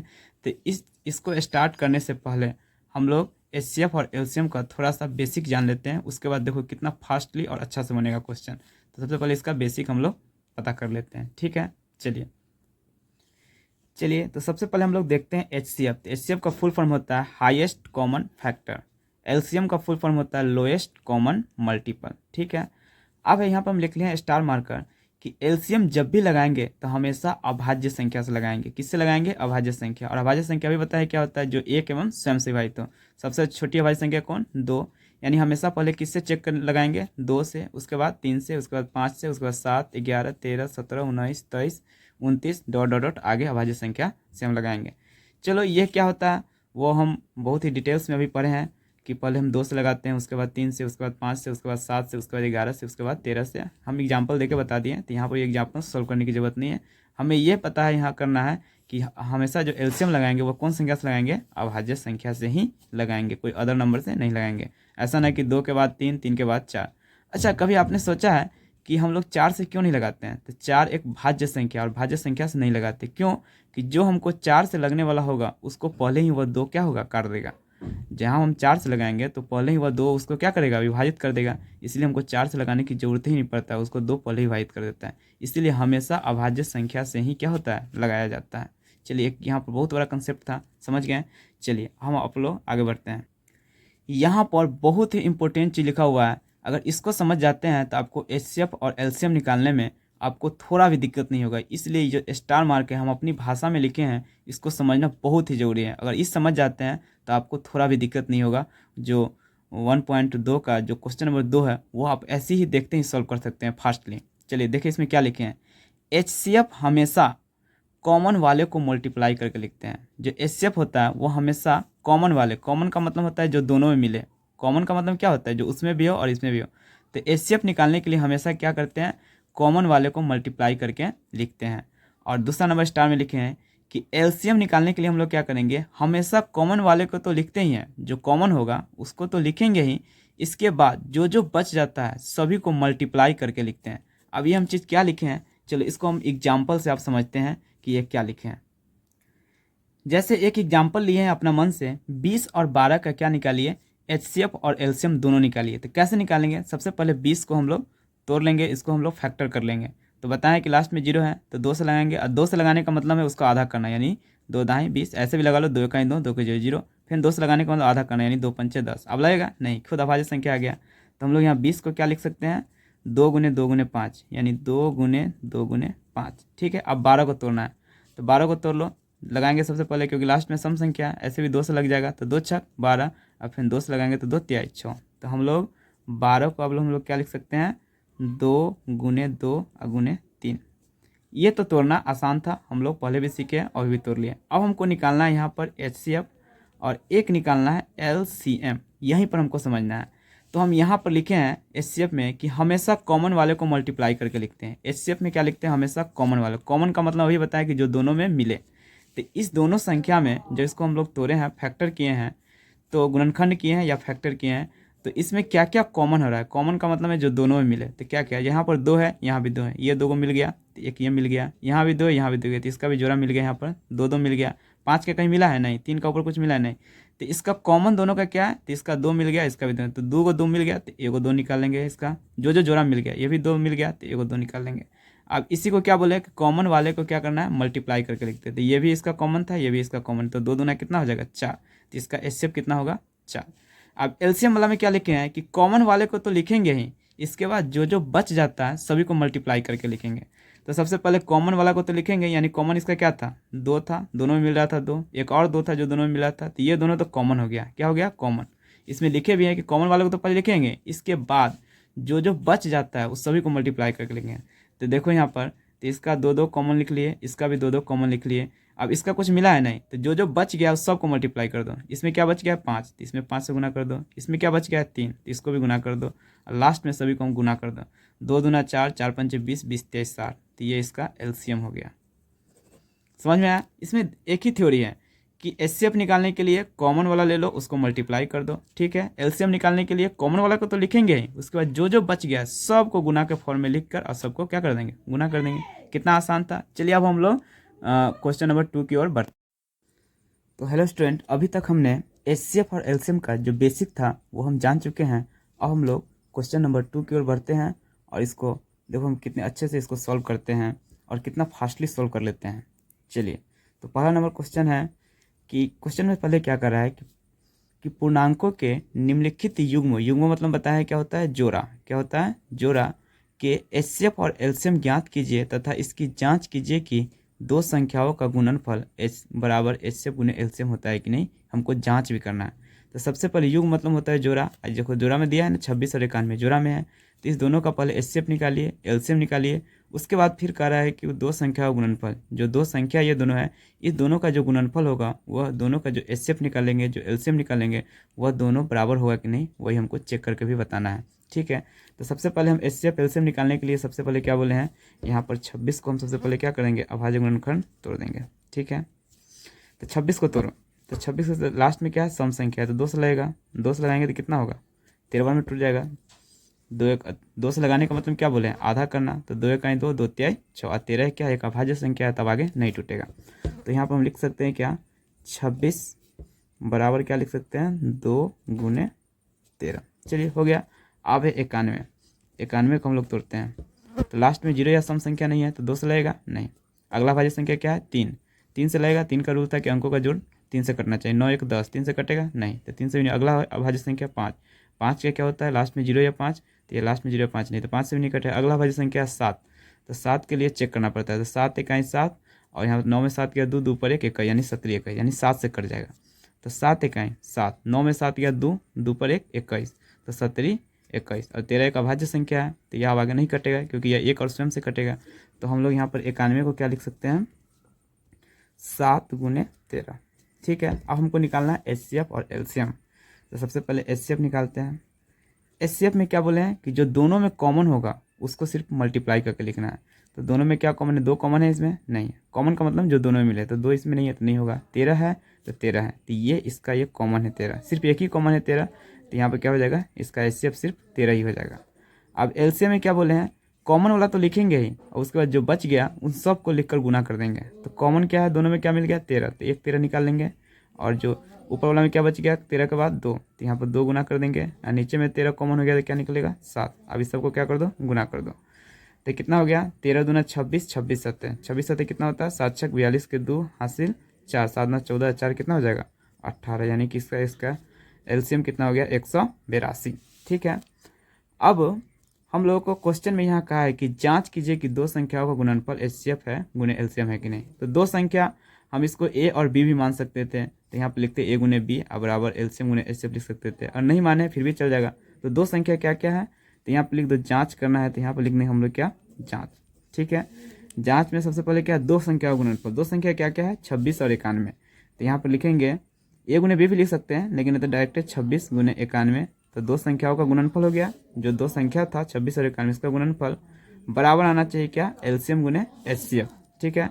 तो यहाँ पर एलसीएम गुने एचसीएफ, या फिर ए गुने बी भी लिख सकते तो वही वो भी ठीक था। चलिए यहाँ पर लिख दे, कोई दिक्कत नहीं। तो यहाँ पर 26 गुने 91 अब बराबर एलसीएम गुने एचसीएफ, तो इसका एलसीएम कितना आया 182, ठीक है। तो 182 लिख दिए, और एचसीएफ कितना आया, एचसीएफ आया 13, ठीक है। अब इसको हम लोग गुना कर लेते हैं और देखते हैं बराबर आता है कि नहीं। तो 26 से 91 में हम गुना कर लेते हैं, थोड़ा फास्टली गुना कर लेते हैं, ठीक है। तो यहाँ पर 26 और 91 को हम लोग गुना करते हैं, तो यहाँ पर आएगा 23 66, कितना आएगा 23 66, और इसको ये गुना करना, ये तो गुना करना आसान है, तो हमको एक एक अंक करके ना हम डायरेक्ट पूरा 13 के पहाड़ा से गुना करके हम लिख देते हैं। जैसे 13 दूना 26 से कितना होगा 6 हासिल 2, 13 7 91 13 8 104 104 और 2 कितना होगा 106 106 का 6 हासिल 10 13 का 13 13 10 23। तो यहाँ पर देख रहे हैं कि दोनों चीज़ हमको यहाँ पर क्या आ गया सेम आ गया, यानी कि ये मेरा जांच क्या है सही है। तो ये मेरा क्या हो गया, ये पूरा कंप्लीट आंसर हो गया। चलिए अब हम नेक्स्ट क्वेश्चन की ओर बढ़ते हैं। क्वेश्चन नंबर इसी का 2। तो क्वेश्चन नंबर 2 में है कि 510 और 92 का फिर एचसीएफ और एलसीएम निकालिए और दोनों संख्याओं का गुणनफल गुने एलसीएम गुने एचसीएफ है कि नहीं वही जांच करना है। ठीक है, तो फिर इसको पहले हम गुणनखंड तोड़ लेते हैं। तो सबसे पहले लास्ट में 0 है तो 2 से लगेगा ही, बताएं कि लास्ट में 0 है सम संख्या 2 से लगेगा। 2 से लगाने का मतलब इसका आधा करना है या फिर इसे बारी बारी से भाग दे दो। तो 2 दूना 4, 5 में से 4 गया 1, 1 पर 1 11, तो 2 पंचे 10, 11 में से 10 गया तो 1, 1 पर 0 10, तो 2 पंचे 10 कट गया। अब है कि लास्ट में 0 या सम संख्या नहीं है तो ये आपको 2 से नहीं कटेगा। 3 का रूल है कि अंकों को जोड़ लो, 2 5 5 2 7 7 5 12, 12 जो 3 से कट गया तो इसका मतलब 100% यह 3 से क्या होगा कटेगा। तो 3 एक अंक नहीं लगेगा तो 2 अंक में लगाएंगे तो 3 8 24, 25 24 1, 1 पर 5 15, 3 5 15। अब 8 5 13, 13 3 से कटता है नहीं तो इससे 3 से नहीं लगेगा। अब अगला अभाज्य संख्या क्या है 5, तो 5 का रूल क्या है कि लास्ट में 0 या 5 होना चाहिए, तो 5 से लगेगा क्योंकि 5 इकाई 5, 8 में से 5 या 3, 3 पर 5 कितना होगा 35, और 5 7 35, और 17 खुद क्या है अभाज्य संख्या है तो अब आगे नहीं कटेगा। तो इसका क्या हो गया 2 गुने 3 गुने 5 गुने 17। ठीक है, अब इसी तरह 92 को तोड़ लेते हैं।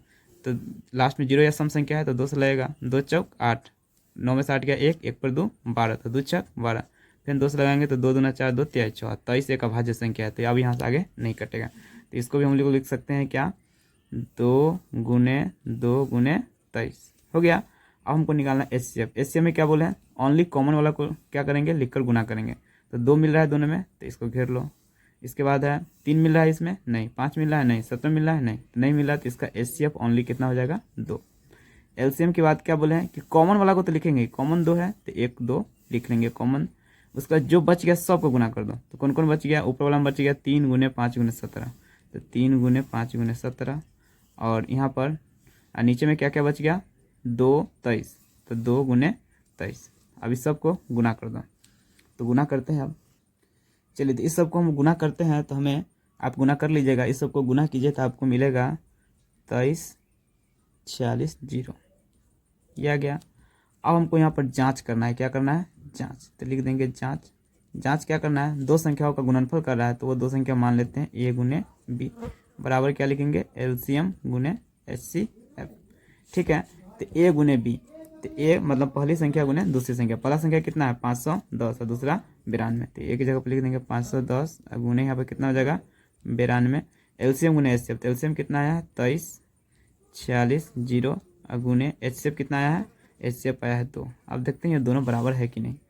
तो यहाँ पर हम 510 को अगर हम 92 से अगर गुना करते हैं तो 46 92 0 आता है, क्या आता है 46 92 0, और जब इसको गुना करेंगे तो गुना कर लो, जैसे 2 के 0 में 0, 2 छक 12 के 2 हासिल 1, 2 चौक 8 1 9 और 2 23 6 और 2 दूना 4, दोनों में क्या आ गया 46 92, यहाँ भी आ गया यहाँ भी आ गया, तो यहाँ मेरा जाँच भी सही हो गया, तो मेरा यही आंसर हो गया। चलिए अब क्वेश्चन नंबर 3 की ओर बढ़ते हैं। तो क्वेश्चन नंबर 3 है 336 और 54 है। ठीक है, तो 336 और 54 को तो सबसे पहले इसको अभाज्य गुणनखंड कर लेते हैं। तो लास्ट में क्या है सम संख्या है तो 2 से लगेगा ही, तो 2 से लगाएंगे तो क्या होगा पहले एक अंक लगाएंगे तो 2 इकाई 2, 3 में से 2 गया तो 1, 1 पर 3 13, 13 हो गया तो 2 छक 12, फिर 1 बचा 1 पर 6 16, तो 2 8 16, फिर लास्ट में सम संख्या है तो फिर 2 से लगेगा, 2 से लगाएंगे एक अंक में नहीं लगेगा 2 अंक में, तो 2 8 16, 2 चौक 8, फिर लगेगा 2 से क्योंकि सम संख्या है लास्ट में, तो 2 चौक 8 और 2 दूना 4, फिर लगेगा सम संख्या है तो फिर 2 से 2 दूना 4 2 इकाई 2। अब तो 2 से नहीं लगेगा क्योंकि 0 या सम संख्या नहीं है, तो अंकों को जोड़ लो 2 1 3, यानी कि 3 3 से कट जाएगा, यानी कि 3 से ये लगेगा, तो 3 7 21, 7 एक खुद अभाज्य संख्या है, तो इसका अब यहाँ से आगे नहीं जाएगा। चलो इधर 54 को भी फटाफट तोड़ लेते हैं। फिर 2 से लगाएंगे, 2 से लगाने का मतलब क्या बोले आधा करना, तो ऐसे अभाग भी देख कर देख सकते हो। तो 2 दूना 4, 5 में 4 गया 1, 1 पर 4 14, तो 2 7 14, फिर लगाएंगे अब 2 से तो लगेगा नहीं क्योंकि 0 या सम संख्या नहीं है। अब ये कितना है 27 27, तो जोड़ लो 7 2 9, 3 के पहाड़ा में लग जाता है 3 3 9, तो इसका मतलब 3 से यह पूरा पूरा कट जाएगा, तो 3 9 27, फिर 9 है तो 9 3 से कट जाता है 3 3 9। चलो इसी को अब यहाँ पर हम सजा देते हैं। 336 को क्या लिख सकते हैं 1 2 3 4 को 2, क्या लिख सकते हैं हम लोग 4 को 2 लिख सकते हैं। ठीक है, तो 1 2 3 4 को 2 लिख सकते हैं, और गुने 3 गुने 7, 3 गुने 7, चलिए, और हम लोग 54 को क्या लिख सकते हैं, 2 गुने क्या को 3 है, तो 2 3 है और एक 3 को 3 है, क्या है 3 को 3 है। अब हमको निकालना है HCF, क्या निकालना है HCF, और एक निकालना है LCM। HCF में क्या बोले हैं कि ओनली कॉमन वाला को लिखेंगे। चलो कॉमन खोजते हैं, तो ये क्या है कॉमन, इसका 2 कॉमन मिल गया, ठीक है। उसके बाद और क्या है, इस 2 का कॉमन है, इसमें नहीं है, अब कोई 2 का नहीं है, अब 3 का कॉमन है। चलिए एक 3 का कॉमन हो गया, यहाँ मिला सकते हैं, यहाँ मिला सकते, कोई दिक्कत नहीं है, खाली ये को इसका खोजना था जो रहा, तो मिल गया। तो कॉमन क्या मिला, 2 और 3, तो जो कॉमन मिला, जैसे 2 को मिल गया तो एगो निकाल लो, 2 गुने एक 3 कॉमन मिलेगा तो ये 3 कॉमन हो गया। अब हो गया, तो अब इसके अलावा कोई कॉमन है नहीं, तो इसका HCF सिर्फ यही होगा, 2 गुने 3 2 तिहाई 6, ठीक है। LCM में क्या बोले हैं, कॉमन वाला को तो लिखेंगे ही, कॉमन क्या है 2 और 3, कॉमन वाला को तो लिखेंगे ही, उसके बाद जो बच गया सबको गुना कर दो, ऊपर में क्या वो 2 बच गया, 3 को 2, तो 1 2 3 को 2 बच गया, और एक 7 बच गया, तो 7 को लिख देंगे, ठीक है। और नीचे वाला में क्या बच गया, तो 2 को 3 बच गया, तो 2 3 को भी लिख दो, और सबको मल्टीप्लाई कर दो, जो आएगा वही इसका LCM हो जाएगा। तो चलिए इस सब को हम मल्टीप्लाई करते हैं, तो हमको आता है 30 24, ठीक है। तो HCF 6 आ गया और LCM कितना आ गया 3024। अब हमको क्या करना है, जांच करना है, इसमें भी जांच करना है। तो जांच के लिए क्या लिखेंगे, A गुने B, यानी पहली संख्या गुने दूसरी संख्या बराबर LCM गुने HCF, यह बराबर है कि नहीं यह पता करना है। A गुने B यानी दोनों संख्या गुणनफल करना है, यानी कि 336 गुने 54, तो 336 गुने 54, और LCM गुने HCF, तो LCM कितना है 30 24 और गुने HCF कितना है 6, ठीक है। चलो 336 से हम 54 में हम लोग गुना करते हैं, ठीक है। तो हमको आता है 18144, कितना आता है 18144, और इसको गुना कर लेते हैं, 6 चौक 24 के 4 हासिल 2 6 9 12 2 14 के 4 हासिल 1 6 के 0 0 6 इकाई 6 और 36 18। देख रहे हैं कि दोनों तरफ मेरा क्या आ गया, बराबर आ गया, तो मेरा ये जांच भी क्या आ गया, सही आ गया। चलो नीचे चला गया था वीडियो, तो यहाँ जांच भी मेरा क्या हो गया, बराबर हो गया, तो यही मेरा क्या हो गया, आंसर हो गया। चलिए अब हम लोग क्वेश्चन नंबर 3 की ओर बढ़ते हैं। हेलो स्टूडेंट, क्या बताया आप लोगों को, वीडियो बना लिए थे, क्या पता जो वीडियो जो मेरा जो रिकॉर्ड हुआ है वो एक लैंड स्टॉप मोड में हो गया था, जिसके कारण हमको फिर से ये बनाना पड़ रहा है। तो इस बार हम लिखेंगे नहीं, हम फास्टली इसको बता रहे हैं।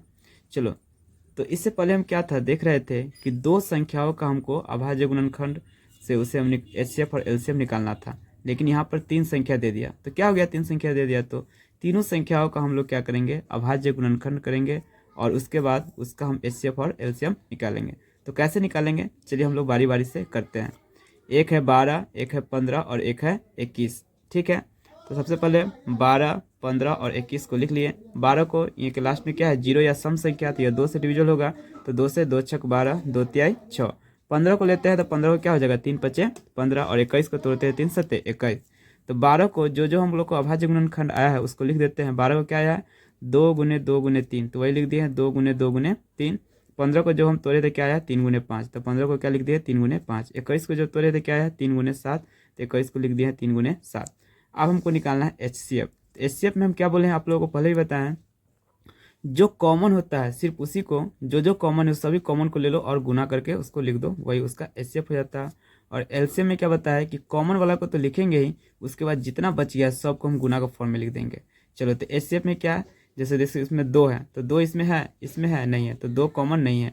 कॉमन का मतलब है कि जैसे यहाँ पर 3 संख्या है तो तीनों में कॉमन होना चाहिए, ऐसा नहीं कि 2 में मिले तीसरा में नो, तीनों में मिलेगा तभी कॉमन होगा, और नहीं मिलेगा तो कॉमन नहीं होगा। जैसे 2 इसमें है, इसमें नहीं है, इसमें नहीं है, तो 2 कॉमन होगा नहीं। इसमें यहाँ पर 3 है तो 3 इसमें है, इसमें और इसमें है, तो तीनों में क्या मिल रहा है तो 3, तो इसीलिए इसका कॉमन सिर्फ क्या हो जाएगा 3, तो एक ही 3 है तो इसका HCF खाली हो जाएगा 3 ही हो जाएगा, ठीक है। LCM में क्या बोले कि कॉमन वाला को तो लिखेंगे, तो कॉमन वाला 3 है तो 3 लिख दिए, उसके बाद जितना भी बच गया सबको गुना फॉर्म में लिख देंगे। तो जो 3 बच गया तो इसमें क्या बच गया 2 गुने 2, तो लिख दिया 2 गुने 2। इसमें क्या बच गया 5, तो यहाँ पर लिख दिया 5। इसमें बच गया 7, और सभी को मल्टीप्लाई करेंगे तो कितना हो जाएगा 420। 3 दूना 6, 6 दूना 12, 12 पंचे 60, 60 सत्ते 6 सत्ते 42, 420। चलिए ये सवाल कितना बनाना आसान था। इसी तरह हम नेक्स्ट क्वेश्चन की ओर बढ़ते हैं। चलिए, इसमें है 17 23 और 29 है, ठीक है, 29 है, तो 17 23 और 29 हम देख रहे हैं कि 17 23 और 29 यह एक अभाज्य संख्या है। क्या है अभाज्य संख्या, और अभाज्य संख्या के बारे में हम आपको पहले ही बता दी हैं कि अभाज्य संख्या वैसी संख्या है जो केवल एक एवं स्वयं से विभाजित होगा। 17 है, यह किससे किससे विभाजित होगा, 1 और 17। 23 किससे विभाजित होगा, 1 और 23। 29 किससे विभाजित होगा, तो 1 और 29। इसके अलावा और किसी संख्या से विभाजित नहीं होगा। तो देखो यहाँ पर 17 लिखा हुआ है, 23 लिखा हुआ है, 29 लिखा हुआ है। तो 17 को सिर्फ क्या कौन कौन कर सकता है, 17 और 1। तो यहाँ पर हम 17 गुने 1 लिख दिए। अच्छा, यहाँ पर संख्या का मतलब, विभाजित का मतलब होता है कि इसको कौन कौन काट सकता है। तो 17 को कौन कौन काट सकता है, 17 और 1, इसलिए इसका अभाज्य गुणनखंड 17 और 1। ये समझ लो कि किसी भी संख्या का अभाज्य गुणनखंड जो होता है वह उसको काट सकता है। तो 17 को कौन कौन काट सकता है, 17 और 1, इसीलिए इसका एक भी अभाज्य गुणनखंड है। 23 का क्या होगा, 23 गुने 1। 29 का क्या होगा, 29 1। तो जब भी कोई भी संख्या में अगर कुछ कॉमन नहीं मिल रहा है तो कॉमन 1 होता है। क्या होता है कॉमन, क्योंकि 1 सभी में गुना रहता ही है। किसी भी संख्या में अगर 1 से गुना करेंगे तो वही संख्या होगा, इसीलिए 1 सभी में कॉमन रहता है। इसीलिए यहाँ पर हमको आपको दिखाने के लिए कि दिखे, इसलिए हम लोग यहाँ पर 1 लिखते हैं। एचसीएफ में क्या बोले हैं कि जो तीनों में कॉमन हो उसको लिखते हैं। तो तीनों में क्या कॉमन मिल रहा है, 1 1 1 मिल रहा है, तो 1 हो गया। एलसीएम क्या लिखते हैं, कॉमन वाला को तो लिखते ही हैं, उसके बाद जो सब बच गया उस सबको गुना फॉर्म में लिखते हैं। तो 1 लिख दिए कॉमन, इसमें 17 बच गया, 17 लिख दिए, इसमें 23 बच गया, 23 लिख दिए, इसमें 29 बच गया, तो 29 लिख दिए। और तीनों को हम लोग गुना करते हैं तो 11 33 9 आता है। ठीक है, तो ये सेकेंड नंबर क्वेश्चन भी समाप्त हो गया। आप है third number question. Third number है 8 9 और 25 का हम लोग को क्या निकालना है, एचसीएफ और एलसीएम। तो सभी को अभाज्य गुणनखंड पहले कर लिए। 8 को तोड़ेंगे तो 2 चौक 8, 2 दूना 4। 9 को तोड़ेंगे तो 3 से लगेगा, 3 3 9। 25 को तोड़ेंगे तो 2 से लगेगा नहीं, क्योंकि लास्ट में 0 या 5 नहीं है। और यहाँ पर 3 से लगेगा नहीं, क्योंकि 5 2 7, 3 से कटेगा नहीं। और लास्ट में 5 का रूल क्या था, 0, लास्ट में 0 या 5 होना चाहिए, तो 5 से कट गया, 50 25। तो वही लिख दिए। 8 को क्या तोड़ा, 1 2 3 को 2, तो 3 को 2 लिख दिए। ठीक है, 9 को क्या लिख सकते हैं, 3 गुने 3, तो 9 को लिख दिया 3 गुने 3। 25 का क्या लिख दिया, 5 गुने 5, 5 गुने 5। अब देखेंगे एचसीएफ निकालने के लिए तीनों में कॉमन क्या है, 2 है, इसमें 2 है, इसमें है नहीं है, तो 2 कॉमन नहीं है। सब में 2 नहीं है, 3 भी नहीं है। तो देख रहे हैं इसमें ऐसा कोई भी संख्या नहीं है जो तीनों में हो। जैसे ही तीनों में नहीं है तो 1 कॉमन रहता ही है, तो सभी में 1 कॉमन है, क्योंकि 8 को 2 भी डिवाइड कर सकता है, ये भी 2, ये भी 2, सब 2, और 1 भी कर सकता है। तो 8 को जो जो काट सकता है उस सब उसका क्या होता है, गुणनखंड होता है। तो अगर कुछ नहीं कॉमन है तो 1 कॉमन रहता है, क्योंकि 1 से गुना करने पर वही संख्या आएगा। ठीक है, तो 1 कॉमन रहता ही है, तो एचसीएफ क्या हो जाएगा, 1 हो जाएगा। ठीक है, याद कर लो कि जब भी मतलब कि किसी भी संख्या में 1 गुना रहता ही है, तो तीनों में 1 गुना है तो क्या हो जाएगा, इसका एचसीएफ क्या हो जाएगा, 1। एलसीएम में क्या बोले हैं, जो कॉमन होगा उसको तो लिखेंगे ही, उसके बाद जो जो बच गया सबको गुना फॉर्म में लिखेंगे। 1 हो गया, इसमें क्या बच गया, 2 गुने 2 गुने 3 को 2, तो ये हो गया। इसमें क्या बच गया, 3 2 को 3, 2 को 3 लिख दिया, इसमें क्या हो गया, 5, ये हो गया। चलो इसको अब स्मार्ट तरीका से कैसे गुना कर सकते हैं, जैसे देखो 2 दूना 4, 4 दूना 8, 8 पंचे 40, 40 पंचे 200, 200 तिहाई 600, 600 तिहाई 1800। हम उस संख्या को पहले गुना कर लेंगे जो आसान होगा। तो इस तरह से हम पूरा 1800 इसका हम गुना कर लिए। तो इस प्रकार मेरा क्वेश्चन नंबर 3 जो है वह इंड हो गया। चलो अब क्वेश्चन नंबर 4 की ओर बढ़ते हैं। चलिए तो अब हम लोग क्वेश्चन नंबर 4 की ओर बढ़ते हैं। देखो क्वेश्चन नंबर 4 में क्या बोला है कि एचसीएफ दिया हुआ है 2 संख्या का। एक संख्या ए है जिसकी जगह पर 306 है, और दूसरा संख्या 657 है। इसका एचसीएफ यानी एचसीएफ दिया है दोनों संख्या का 9 दिया है, और एलसीएम निकालना है इसी दोनों संख्या का। देखो 306 306, 657 657, इसी का हमको एलसीएम निकालना है। तो सबसे पहले इस क्वेश्चन को सॉल्व करने से पहले इसका हम लोग थ्योरी जान लेते हैं कि इसका थ्योरी क्या है। अगर वो हमको जान लेते हैं तो ये बनाना बहुत ही आसान हो जाएगा। चलिए तो इसका पहले हम वीडियो बना चुके थे, लेकिन यहाँ पर वीडियो में प्रॉब्लम हो गया, इसलिए हम फिर से बताने जा रहे हैं। चलिए तो हमको एक स्टैंडर्ड फार्मूला होता है कि ए गुने बी यानी पहली संख्या गुने दूसरी संख्या बराबर होता है एलसीएम गुने एचसीएफ।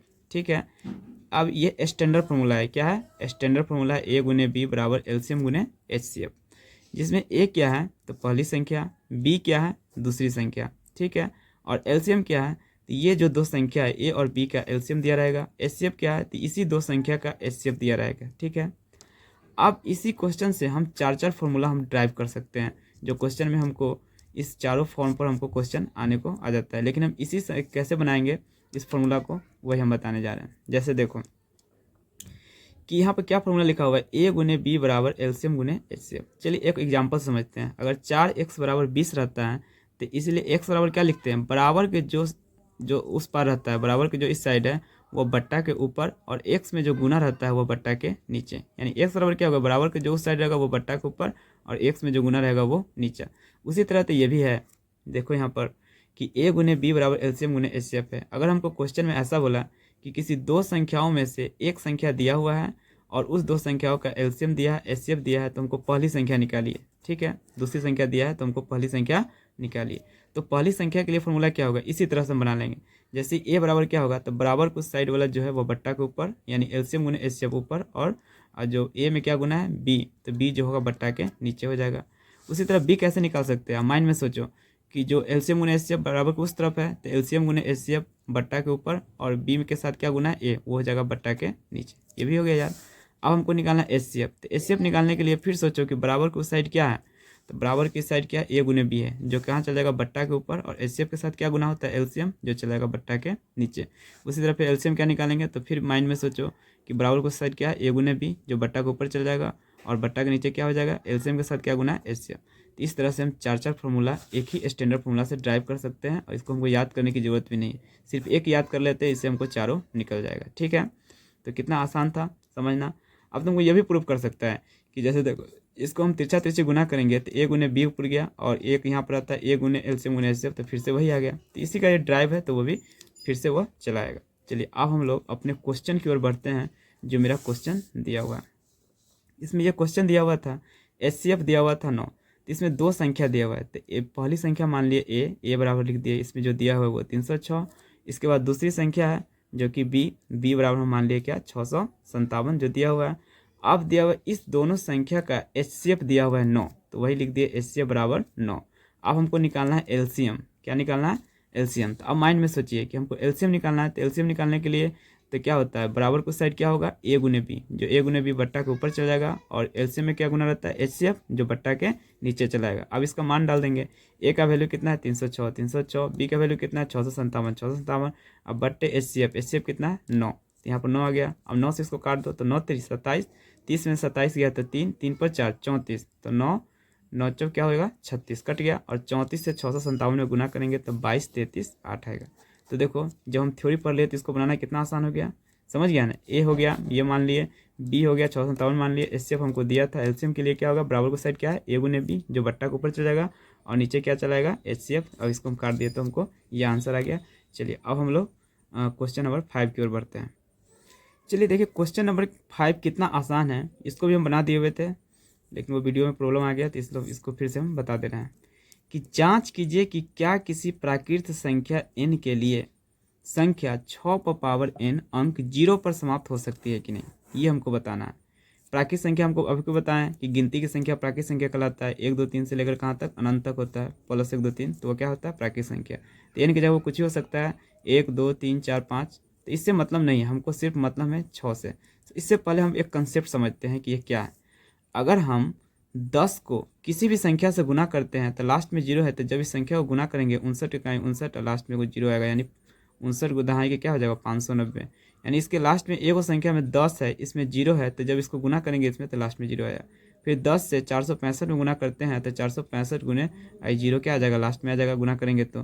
फिर 10 से 9 6 3 4 में गुना करते हैं 9 6 3 4, तो देख रहे हैं कि लास्ट में 0 कब आ रहा है, जब कम से कम एक 10 से गुना हो। किससे गुना हो, अगर एक 10 आ गया 100 होगा फिर भी उससे गुना हो जाएगा, लेकिन इस 100 में भी तो 10 है ना, 10 गुने 10, तो कम से कम अगर एक 10 मिल जाए तो क्या होता है कि उसके लास्ट जो होता है वह क्या होगा 0 पर समाप्त होगा। तो इस 10 का जो हम लोग फ्रैक्शन करेंगे, यानी इसको हम अभाज्य गुणनखंड करेंगे तो क्या आएगा 2 गुने 5। 10 का अभाज्य गुणन क्या आएगा 2 गुने 5। तो इसका कहने का मतलब क्या हुआ कि कोई भी संख्या अगर 0 पर तभी समाप्त होगा जब उस संख्या के अभाज्य गुणनखंड में कम से कम, तो अभाज्य गुणनखंड में कम से कम 2 गुने 5 आना चाहिए, यानी 2 और 5 का रूप आना चाहिए, 2 गुने 5 का रूप आना चाहिए। अगर 2 गुने 5 आएगा तो 2 पंचे 10 हो गया, इसके बाद कितना भी संख्या रहे सब में गुना करेंगे तो लास्ट में कम से कम एगो 0 आएगा ही, वो मतलब वो संख्या 0 पर समाप्त होगा ही। तो यही कहें, तो इसी को हमको लैंग्वेज में लिख देना है। और लैंग्वेज में क्या लिखना है चलिए बताते हैं। तो इसका हम लोग आंसर क्या लिखेंगे कि हम जानते हैं कि कोई भी संख्या 0 पर तभी समाप्त होगा जब उसका अभाज्य गुणनखंड करने पर कम से कम, यानी कि कम से कम एक बार किस रूप में 2 गुने 5 के रूप का होगा। कम से कम रूप 2 गुने 5, 2 गुने 5 यानी 10 आ गया, और 10 में कोई भी संख्या से गुना करेंगे तो लास्ट में वो 0 होगा, यानी वो 0 पर समाप्त हो गए, तो वही लिखते हैं। लेकिन इस क्वेश्चन में कह रहा है कि ये संख्या 6 पर पावर n है, तो अगर हम 6 को अभाज्य गुणनखंड करते हैं तो क्या आता है 2 गुने 3, यानी कि इस चूँकि 6 का अभाज्य गुणनखंड जो है वह 2 गुने 5 के रूप का नहीं है। 2 गुने 5 का रूप का है नहीं, 2 गुने 3 का रूप का है। तो 2 गुने 3 का रूप है, तो ये कभी भी 0 पर समाप्त होगा नहीं। तो वही यहाँ पर 2 गुने 5 का रूप का नहीं है, तो यहाँ पर लिखेंगे अतः किसी भी प्राकृतिक संख्या n के लिए संख्या 6 पावर n अंक 0 पर समाप्त नहीं हो सकती है। यही है। तो इस प्रकार मेरा क्वेश्चन नंबर क्या हो गया, जो मेरा क्वेश्चन नंबर 5 है वह एंड हो गया। कितना आसान था कि 2 गुने 5 का रूप 6 है, नहीं है, इसीलिए यह 0 पर समाप्त नहीं होगा। ठीक है, तो वही इसी को भाषा, इसी में से भाषा लिख दिए हैं कि n के प्राकृतिक संख्या 0 पर समाप्त नहीं हो सकती है। तो लिखना कितना आसान है। तो चलिए अब हम क्वेश्चन नेक्स्ट क्वेश्चन की ओर बढ़ते हैं। चलिए ये देखिए, ये क्वेश्चन तो और आसान है, इस क्वेश्चन को हम पहले बता भी चुके हैं। चलिए क्वेश्चन कितना आसान है देखिए, तो इसमें क्या करें, व्याख्या कीजिए कि 7 गुने 11 गुने 13 प्लस 13 और 7 गुने 6 गुने 5 गुने 4 गुने 3 गुने 2 गुने 1 प्लस 5 भाज्य संख्या क्यों है। इसका हमको क्यों का भी जवाब देना है। तो देखो, हम आपको भाज्य संख्या पहले ही बेसिक में बता दिए हैं, आप वीडियो शुरू से देख रहे हैं तो आपको भाज्य संख्या के बारे में पता ही होगा। तो ये 6 नंबर क्वेश्चन भी हम बना दिए थे, आधा बना ही रहे थे कि यहीं पर मेरा वीडियो जो है प्रॉब्लम हो गया। तो हम लोग चलो इस क्वेश्चन को फिर से हम बता दे रहे हैं, कितना आसान सवाल है। देखो, व्याख्या कीजिए कि 7 गुने 11 गुने 13 प्लस 13 और 7 गुने 6 गुने 5 गुने 4 गुने 3 गुने 2 गुने 1 प्लस 5 यह भाज्य संख्याएं क्यों है। हमको समझना है भाज्य संख्या क्यों है। तो हम, आप अगर शुरू से वीडियो देख रहे हैं तो उसमें हम भाज्य संख्या के बारे में बहुत ही डिटेल से बताएं कि भाज्य संख्या वैसी संख्या है जो एक एवं स्वयं के अलावा किसी और संख्या से भी विभाजित होती है। यानी दूसरे भाषा में बोलो तो जिसके 2 से अधिक गुणनखंड हो, यानी कोई भी संख्या उसको 2 से अधिक संख्या उसको काट सकें। चलो जैसे इसको बनाते हैं, तो पहले इस पर दिया हुआ है, जो दिया हुआ है वो लिख देते हैं। तो जो संख्या था पहले लिख दिया 7 गुने 13 11 गुने 13 प्लस 13। आप देखते हैं यहाँ पर बीच में प्लस है, इधर सब गुना फॉर्म है, इधर सिर्फ अकेले है, तो एक तरह से गुने फॉर्म में। ठीक है, तो हमेशा जब हम कॉमन लेते हैं तो प्लस के इधर जितना रहता है वो, और प्लस के इधर रहता है जो, या माइनस है तो माइनस के इधर जितना रहता है जो, और माइनस के इधर रहता है। यहाँ पर प्लस है तो प्लस के इधर, तो इस दोनों में कॉमन क्या मिला है 13।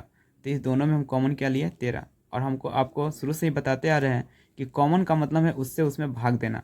तो 13 से यहाँ से इस पूरा गुना वाला में भाग देंगे तो 13 से 13 कट जाएगा, तो क्या बच जाएगा 7 गुने 11। तो उसको कोष्ठ में डाल दिए 7 गुने 11।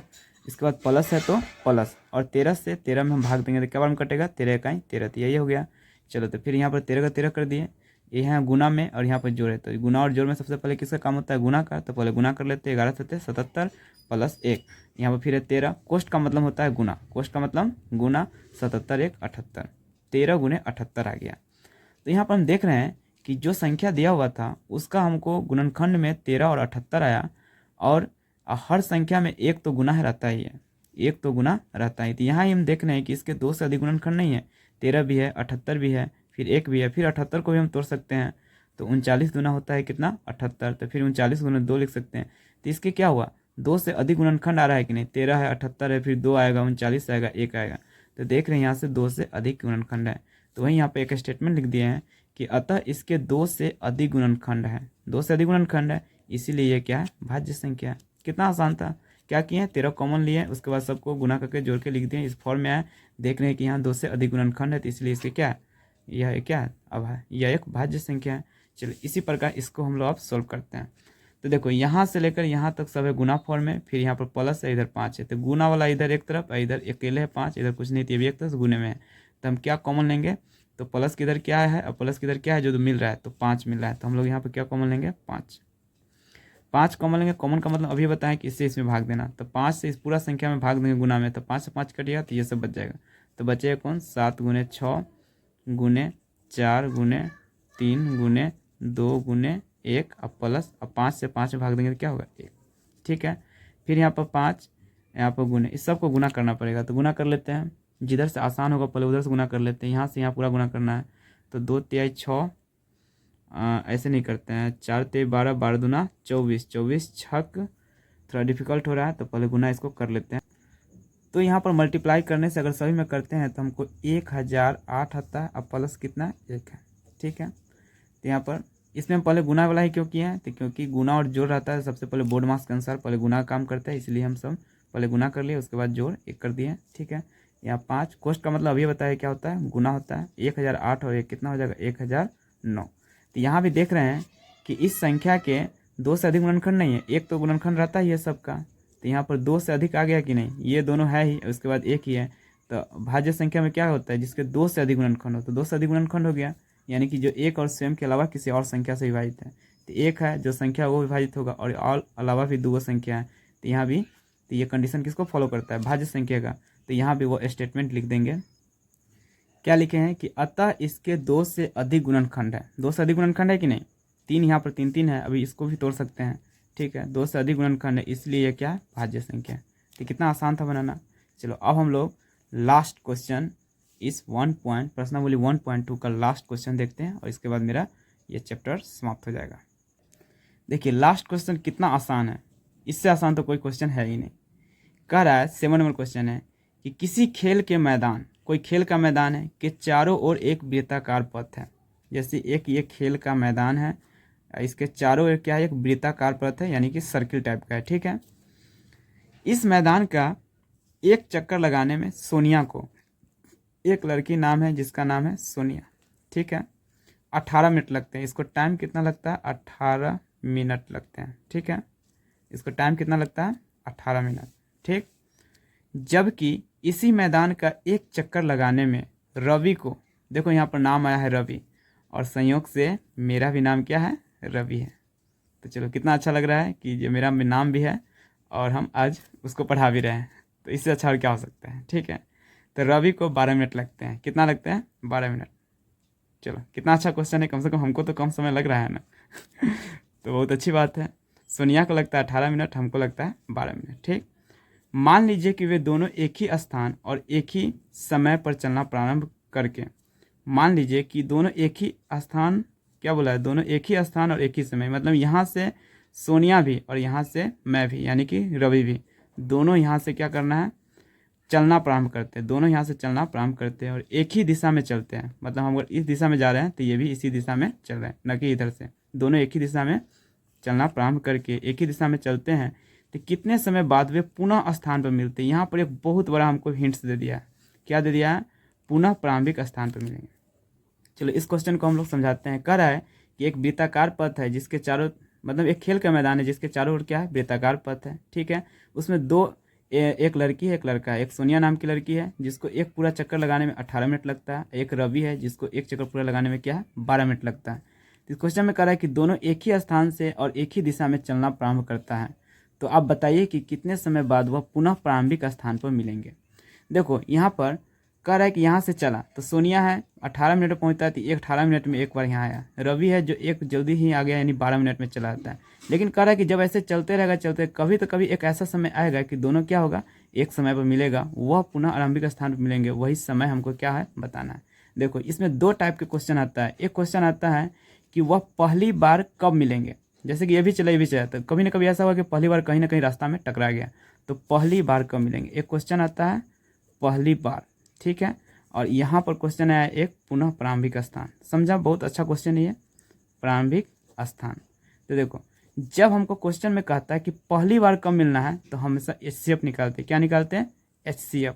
पहली बार बोले तो हम HCF निकालते हैं, लेकिन बोला है पुनः प्रारंभिक स्थान में, पुनः प्रारंभिक स्थान में, यानी तो हम क्या निकालेंगे, LCM निकालेंगे। क्या निकालेंगे, LCM।